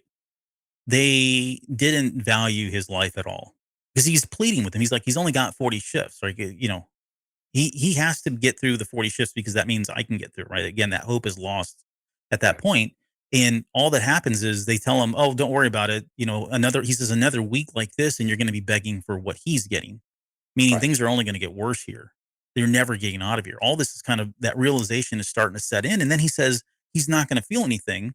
And I'm no medic, but it looked like whatever he gave him, I mean, Olaf gasps, then he Asphyxiated. Yeah, chokes. looks like asphyxiated him basically. Yeah, and then he dies. And that Yeah. he didn't go in sleep. So I mean, it was like they didn't even. I mean, even And it that wasn't like probably he was wasn't true. writhing on the ground, or at least they're not in pain and Sure. screaming. Yeah. It But if was you look probably at the Kino's most face when he humane. dies, what's It that? was probably the most humane thing that he had at his disposal to be able to do. Oh, you're giving him. Stop giving him a pass. Well, I mean, Um. from the medic himself, I mean, in his way, he's like, "This is the best thing I can do for him. Like, this is me being compassionate is by putting him down." Yeah. It's like, I mean, literally, it's like a vet of sorts, right? I know. I'm sorry. I hope Lauren's not listening still. Um. But yeah, if you look at Kino's face when Olaf falls down and or like when he's dead and he says he's passed, he looks angry. Like he's pissed off that this has happened. Mhm. Um. And then he asks why he wants to know why he told him to keep his men in line earlier. And then of course he asks him what happened too. We get the whole story about how there was an accident and they killed all those people. And I mean, you can just see it's just Andy Serkis's face in all of this as it's kind of happened. You can just see it all over his face. It's just that realization that this is not at all what was supposed to happen. You know? Yeah, I mean, and while it's very surreal for Andor too, he's watching Kino because he knows he's seeing the shift, he's seeing that change, and of what. And again, I think for him too, this is all coming real for him too. For him, it's a very different way. It just cements to him, this is what we have to do. We don't have a choice because we're going to die one way or the other. Mhm. And again, this is Luthen's comments in his head. Would you rather give it all? You're going to give it all regardless at this point in your life because of where you're at. You're going to give it all. Would you like to go down swinging in the best possible way? Yep. And so we had talked about before, like when we talked about Nemec's manifesto and what was going to motivate Andor. I mean, we're seeing a lot of that now, of the reality of prison, the reality of what the Empire is really doing with giving people hope and then completely ripping it away from them. Mhm. And just the way that they treat them, and then the way that they treat them inside. That when he gets out, he's going to have to really think about this really, really closely about whether or not do I want to live in a world of that and just kind of survive, or do I want to try to do something about it? And it's going to be curious where he gets to that, and again, we don't know quite what's going on yet with Marva and some of the other, with Bix and other things that could set him off in some different directions too. But these are the things that are all going to have to come together for him, and he's going to have to make that call, make that decision about what matters most Yeah, and what's he willing to do about it. exactly. That moment has got to be it's got to be tied it has to be personal in my opinion. So Right. all of this helps. Like you're right. Like all of this is just adding, fuel to the fire or whatever, building the case for him in his own head there. But there's got to be something that hits home. And right now, the only thing that's available is somebody like Marva or Bix, right? I think one of those two people, if something horrible happens to either one of them, I think that's enough to at least push him in the right direction of becoming a rebel and joining aside and fighting for the cause more than just his own skin. So hopefully we'll see that by the end of the season, which I think is probably when it's going to happen. But to kind of wrap this particular episode up, we get Cassie and Andor taking advantage of the situation in the best possible way. And now he's got Kino emotional, he's got Kino upset, he sees it, and then he pounces with that question again: how many guards on each level? And then when he said no more than 12, I mean I was like, just was like so excited that he had said that because I'm like, we got Kino on board, and we know there's something deep in him. There's something good about him, right? Like again, talking about No, he's not. He's a clone of the altruism. Emperor. What are you talking about? He's Snoke. Nothing good about him. He's Yeah, a he's clone of the Snoke. Emperor. Yep. But no, seriously, I think this is I going to go well knew, because I visualized when that happened. I was like, I bet you Albert's like, yes, yes, like just victory. oh, we're so happy, so freaking happy because now we've got. I mean, he's got a team, right? He's got Kino on board, and Kino again has a lot of information. So I think that's going to either they're going to use it in real time, or he's going to be part of the plan. However that pans out now. Yeah, But well, yeah. I've got some bad news for you, my friend. Oh no, what happened? Kino So died. while you were disconnected, Yeah. we talked a little bit about this scenario, and basically, I believe we found agreement with the listeners in the chat that Kino's doomed, man. He's basically Kino? he has signed his death warrant. He's not making it out of the prison. Huh. Yeah, you didn't think about that part, did you? Well, I have. I didn't put a lot Okay. of thought into it, but now that you guys, well, if you guys are teaming up on me, then maybe I should jump We're on. not teaming up. We've just agreed that unfortunately his days are now, he's on a timer. Now, to be fair, Okay. most of these guys are probably on a timer anyway, right? I Right. mean, we know they're not everybody Not can make it Melfi. out. I'm going to say he gets out. Oh, Melshi, and I bet you Andor does too. Okay. So we're going to go on a Like limb that and say one. two of these guys are at least going to survive. And I don't think Olaf will. No. But I mean, yeah, I think Kino now is. Yeah, you know what we got to do though? We got to fire up the death watch list. Unfortunately, we got to figure out who's gonna make it out. Who do we care enough to make it out? I guess We'll do that. Hey, that'll be the next Patreon. We'll do the Death Watch episode of who makes it out of this episode, or the next episode here, or out of the prison system. I don't know how I feel about that. Like, I definitely see it as a scenario. Like, I can see where Kino as a character, he got so close and all that. But at the same time, the reason I feel like he would get out is for the opposite. Like, he's now, yeah, I don't know. It's hard to say with these writers, to be honest, because they could give us that would be a tragic moment because you have a character who's now come to the light, right? But Right. not in a traditional sense where they do something that saves everybody and all of that. I mean, that could still happen. I have to think about that. I'm gonna say no. He lives just so I can stick it to all of you later if I'm right, and you guys can pile on me too. That's fine. But yeah, no, I feel like he's gonna live. I really do, sincerely. He's going to live out his days with Cut and draw, have a family. Have a family. I don't think it's gonna go that far. I mean, I think he would be one that parts ways. Like he joined a rebellion, right? Is he going to show up in Bad Batch now in January? Is Yeah, right. that what you're saying? Maybe. But no, I can We're going see to him like, get a really young Kino. see you later. I'm out of here. I'm going my way. You go your way. But he's not. I don't think he's in it for anything else other than to save his own skin because he's got to have something to look forward to. Well, so that last part, I don't know that I necessarily agree with. I think he does. I think we saw this with Olaf. I think he does care about the people around him. I think he has not allowed himself that to really gain any kind of steam or allowed himself to connect with them in that certain way, though, and to actually form a bond with them, maybe is what I'm trying to say. But I think there's caring there. I mean, it's hard to be with a bunch of people day in and day out and not have some sort of connection with some of them, right? And so I think in some way he probably cared. In some way, as the foreman, I imagine that he's like, I'm so hard on them because I want to keep them alive.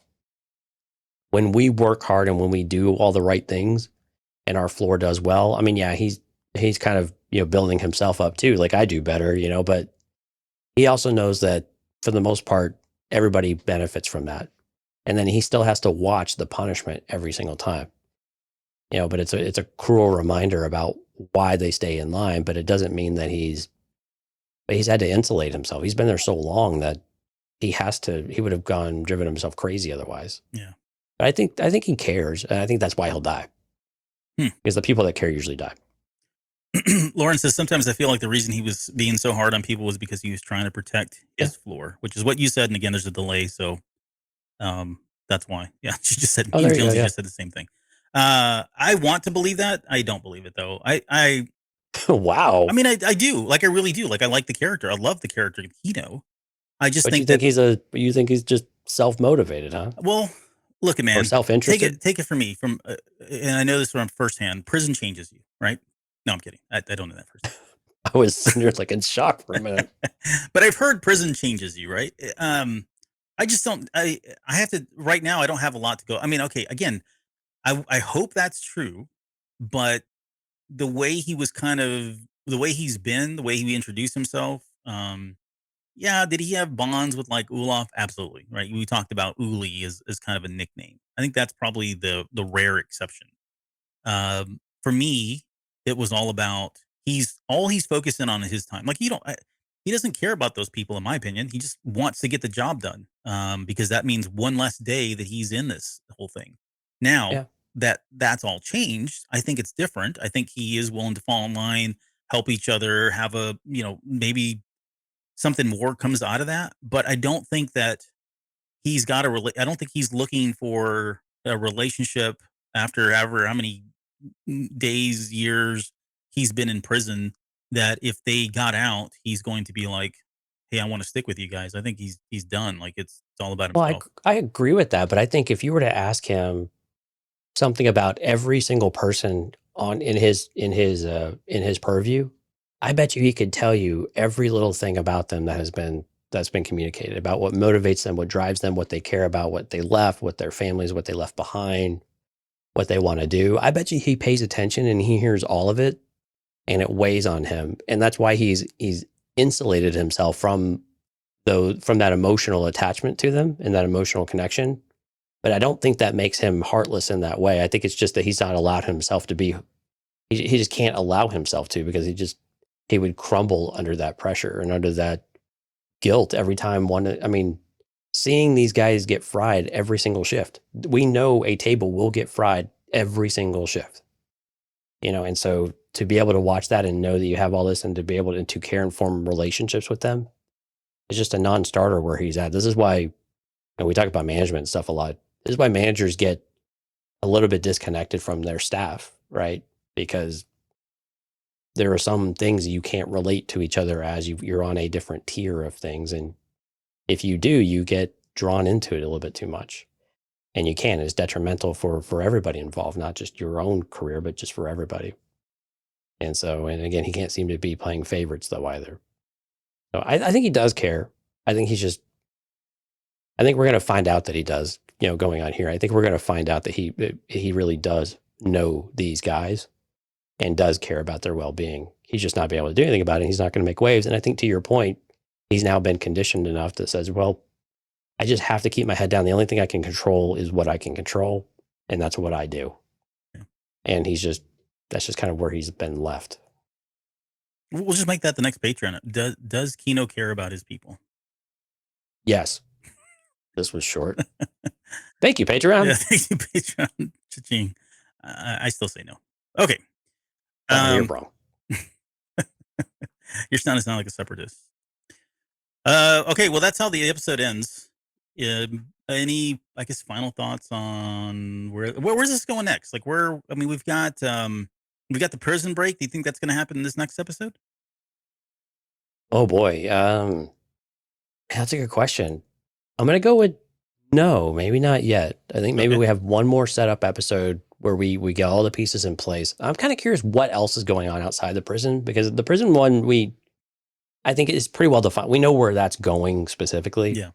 But it's where are some of the other things going? I think we get Luthen again next episode. I think we start to spend more time and see what are we setting up the very end of the season for? What's that big event going to be? Is it going to be this event at Spellhouse, right? And basically what's probably going to be a route, and Krieger, and they don't want to spook Krieger and all of these other things. And what is that going to do on that side of that relationship? But I think we're going to keep pinging back with Mon Mothma. So I think now we're really viewing everybody. We'll see if everybody shows up next episode or not, but we don't need that to happen. But I think the prison aspect of it, I think we might be one more episode away, and then we will wrap up the season with whatever's going on with Spells. Of course, I'm probably very wrong, and next week we'll probably get everything all at once.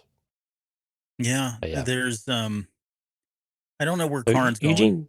Yeah, well, Eugene has an interesting comment here. I don't know if you've heard this. So he says Gilroy says 8, 9, and 10 are one arc, and then 11 and 12 are a 2-part finale. Okay.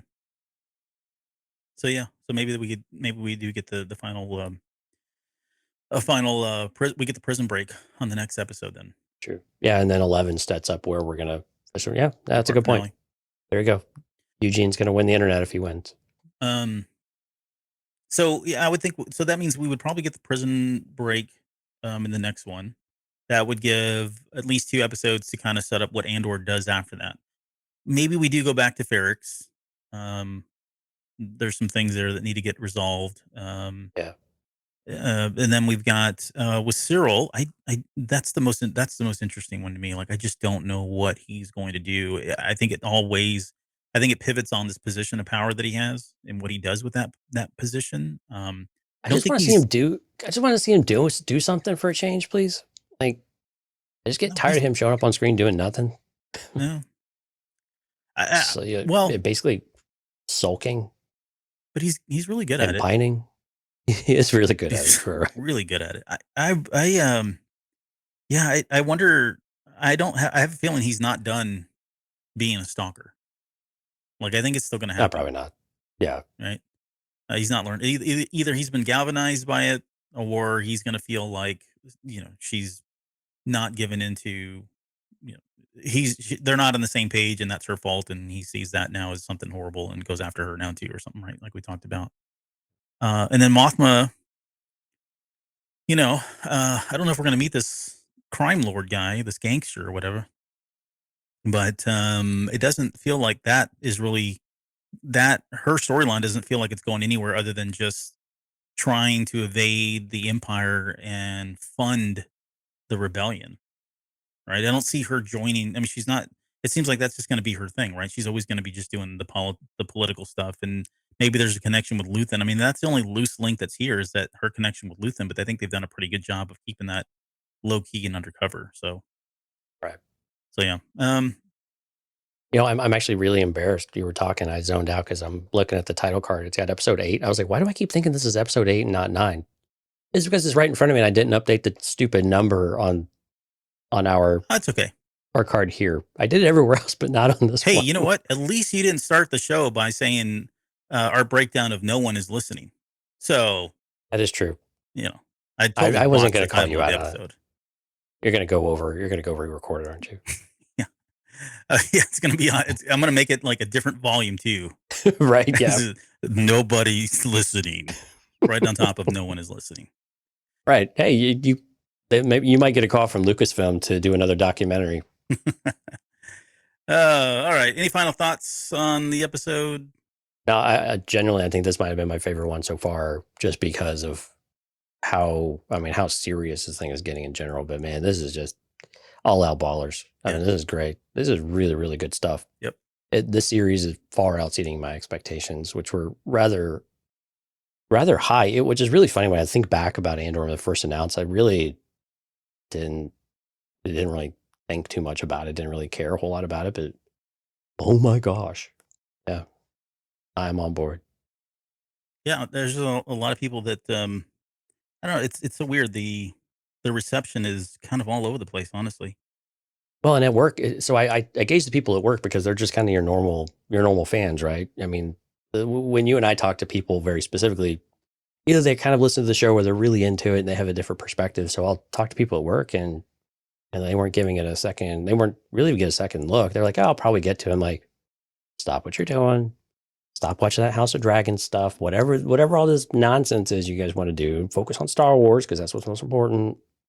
And go watch it because I knew they would like it based on their, what they enjoy. Their interests, yeah. And it took them a couple of weeks, but when they finally watched it, they came back to me like, "Oh my gosh, yeah! Like, why didn't you tell me about this?" I'm like, "You need to shut up because I've been telling you about it for weeks now." So I've got some people too, I guess coworkers and personal friends that are I would call them Star Wars likers. I would call them fans, but they like Star Wars. But they If weren't they were to really. be murdered, by a rebel, would you become Cyril Karn? No, not at all. Jeez, But man, that I'm was kidding. dark. I'm kidding. They were not interested in Andor because they were not interested in Book of Boba Fett or Mando. Like, Yeah, man, they're not the same thing. and they're not the same thing. And But they probably came back and said, "Well, I really liked Rogue One, though." yeah, But why wouldn't you watch? yeah, I think it's a kind of a keystone for this particular series. But I guess what for most of them, I would say almost all of them have really enjoyed Andor. It did take a while though, even for them. They were like, "Where's this going?" Like after like the second episode, it wasn't until Oh, that it's third episode, and then even then there was a lull until Aldani. But the last couple of episodes, they've been just ranting and raving about it. But again, it's part of that buildup, right? I mean, this is all building on each other, and so to the go reason in why and these are. Yeah, the reason why you have these payoffs or these moments where it feels like so much more is because of the moments you spent the exactly, time yep. doing it. Yeah. Yeah, and that's true of a lot of television series. I just again we not to get on a soapbox, but we just don't give TV series enough time these days. We're 1, 2 episodes in, and then we're writing it off or calling it a show. Or And you give them 22 or 24 episodes and you got to do a bunch of filler. It's garbage. yeah, I'll say it what it is. I'll be mean. It's no, fine. that's true. Yeah, they're extending it because they know that's 12 more episodes of advertising or whatever they're getting Yeah. from those. Well, it really is. It's money advertising, so they extend them when they don't need to be. So this is again a benefit of something like Disney Plus. But yeah, I would say Yeah. this is it's a very specific audience. Maybe not. That's probably too much. It is a Yeah. different type of audience, and Right. and there are a Yeah. lot of people out there, and there are a lot of people that don't particularly like this type of storytelling. And I keep seeing the comments about this is not Star Wars, right? And I just for the love of me, I can't fathom what it is like. And this all goes back to the whole we've all got definitions of what Star Wars is to us, and it's a very personal thing. I don't think there's any at this point in time in Star Wars. I don't think there's any 1, 2, 3, 10 different things that you say are, you know, quintessential staples of Star Wars, and they have to be in there. And if they're not, it's black and white is or isn't Star Wars. I just don't think that's the case anymore. And I think Star Wars is going to be better for that in the long run. Yeah. And I know we need to go, but I think one last thing is this has given me a lot of hope for potential like 10 or 12 episode seasons going forward. Yes, I'd love that. I mean, More than if the this 8. doesn't, yeah. If this doesn't tell you like that you can, because I mean, 8 has been solid.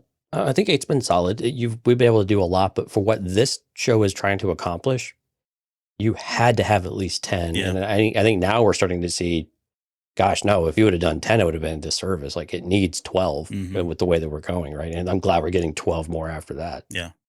But I hope it gives more, enthusiasm and more encouragement to develop content like this that takes more time to develop.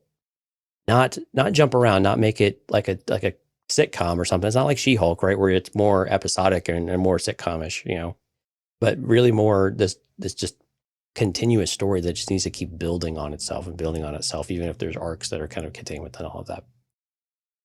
But hey, let's wrap this thing up. Let's give a shout out to all the folks out in the chat. So for those listening, thank you for listening and downloading the episode. But if you would like to come and join the live chat and see all of our technical problems live, cantinacast.com/YouTube. If Albert has cut that out, just know that we had technical issues in this episode, and Albert is a master magician when it comes to the editing tools. But in the live chat tonight, we had a really great chat, and during that outage, we had a really fantastic chat. So thank you, everyone, for sticking around and for having great conversation. Chef Chris, wonderful to see you again, man. Jonathan, Sky, Justin, Lauren, Eugene, Mike, man, Fisto Fury making an appearance. So it was great to see you, Katya, and then David Lincoln as well. So we had some folks we haven't seen faces in a little while, but glad you guys were able to come out and join us and participate in the show. And we hope you enjoyed it. And we hope to see more of you out soon. cantinacast.com/YouTube. Thanks everybody for joining. And I guess the only thing I took away from that was when I was not here, the show was at its prime. It peaked when I was not here. That's what I heard. So well, that's why we did the Patreon without you too. That's true. That's fair. All right. Thanks, guys. Thanks, guys. No, thanks everybody. And sorry again for the technical issues. I don't know. I'll edit some of it out, but I'm not going to edit everything out because. Well, just throw it at the end as if you stuck around. Just you talking in there. Oh, you're still listening? Wait, there's more. Wait, there's even more. All right. Well, we've got a Patreon episode coming up. I think we're going to have to do that Sunday, Jonesy. Okay. Sunday night. You heard it here live first. Sunday night. And what are we talking about? Is it the Kino breakdown? It'll be the Kino breakdown. No. Yeah, the Kino psychology. No, not yet. I want. We may have to pull back the curtain on Cyril a little bit more. I don't know. We'll see. Oh, good God. No, Rod's your guy on that one, not me. Okay. All right. I will have a breakdown. All right, everybody. Thanks again for joining us. We'll see you guys in a couple of days for Patreon. And man, it seems like it's going to be forever before we get episode 10, but we'll see you there as well.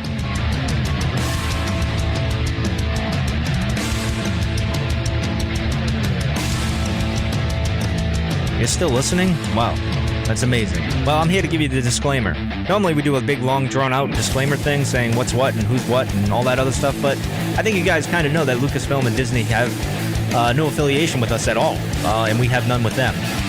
We talk about Star Wars, which is their property and all that other good, fun stuff, but I think you can tell which is our stuff and which is their stuff. If you can't, well, then send a lawyer to send an email to me, and I'll be glad to chat with them. Other than that, you know what's what, so that's your disclaimer.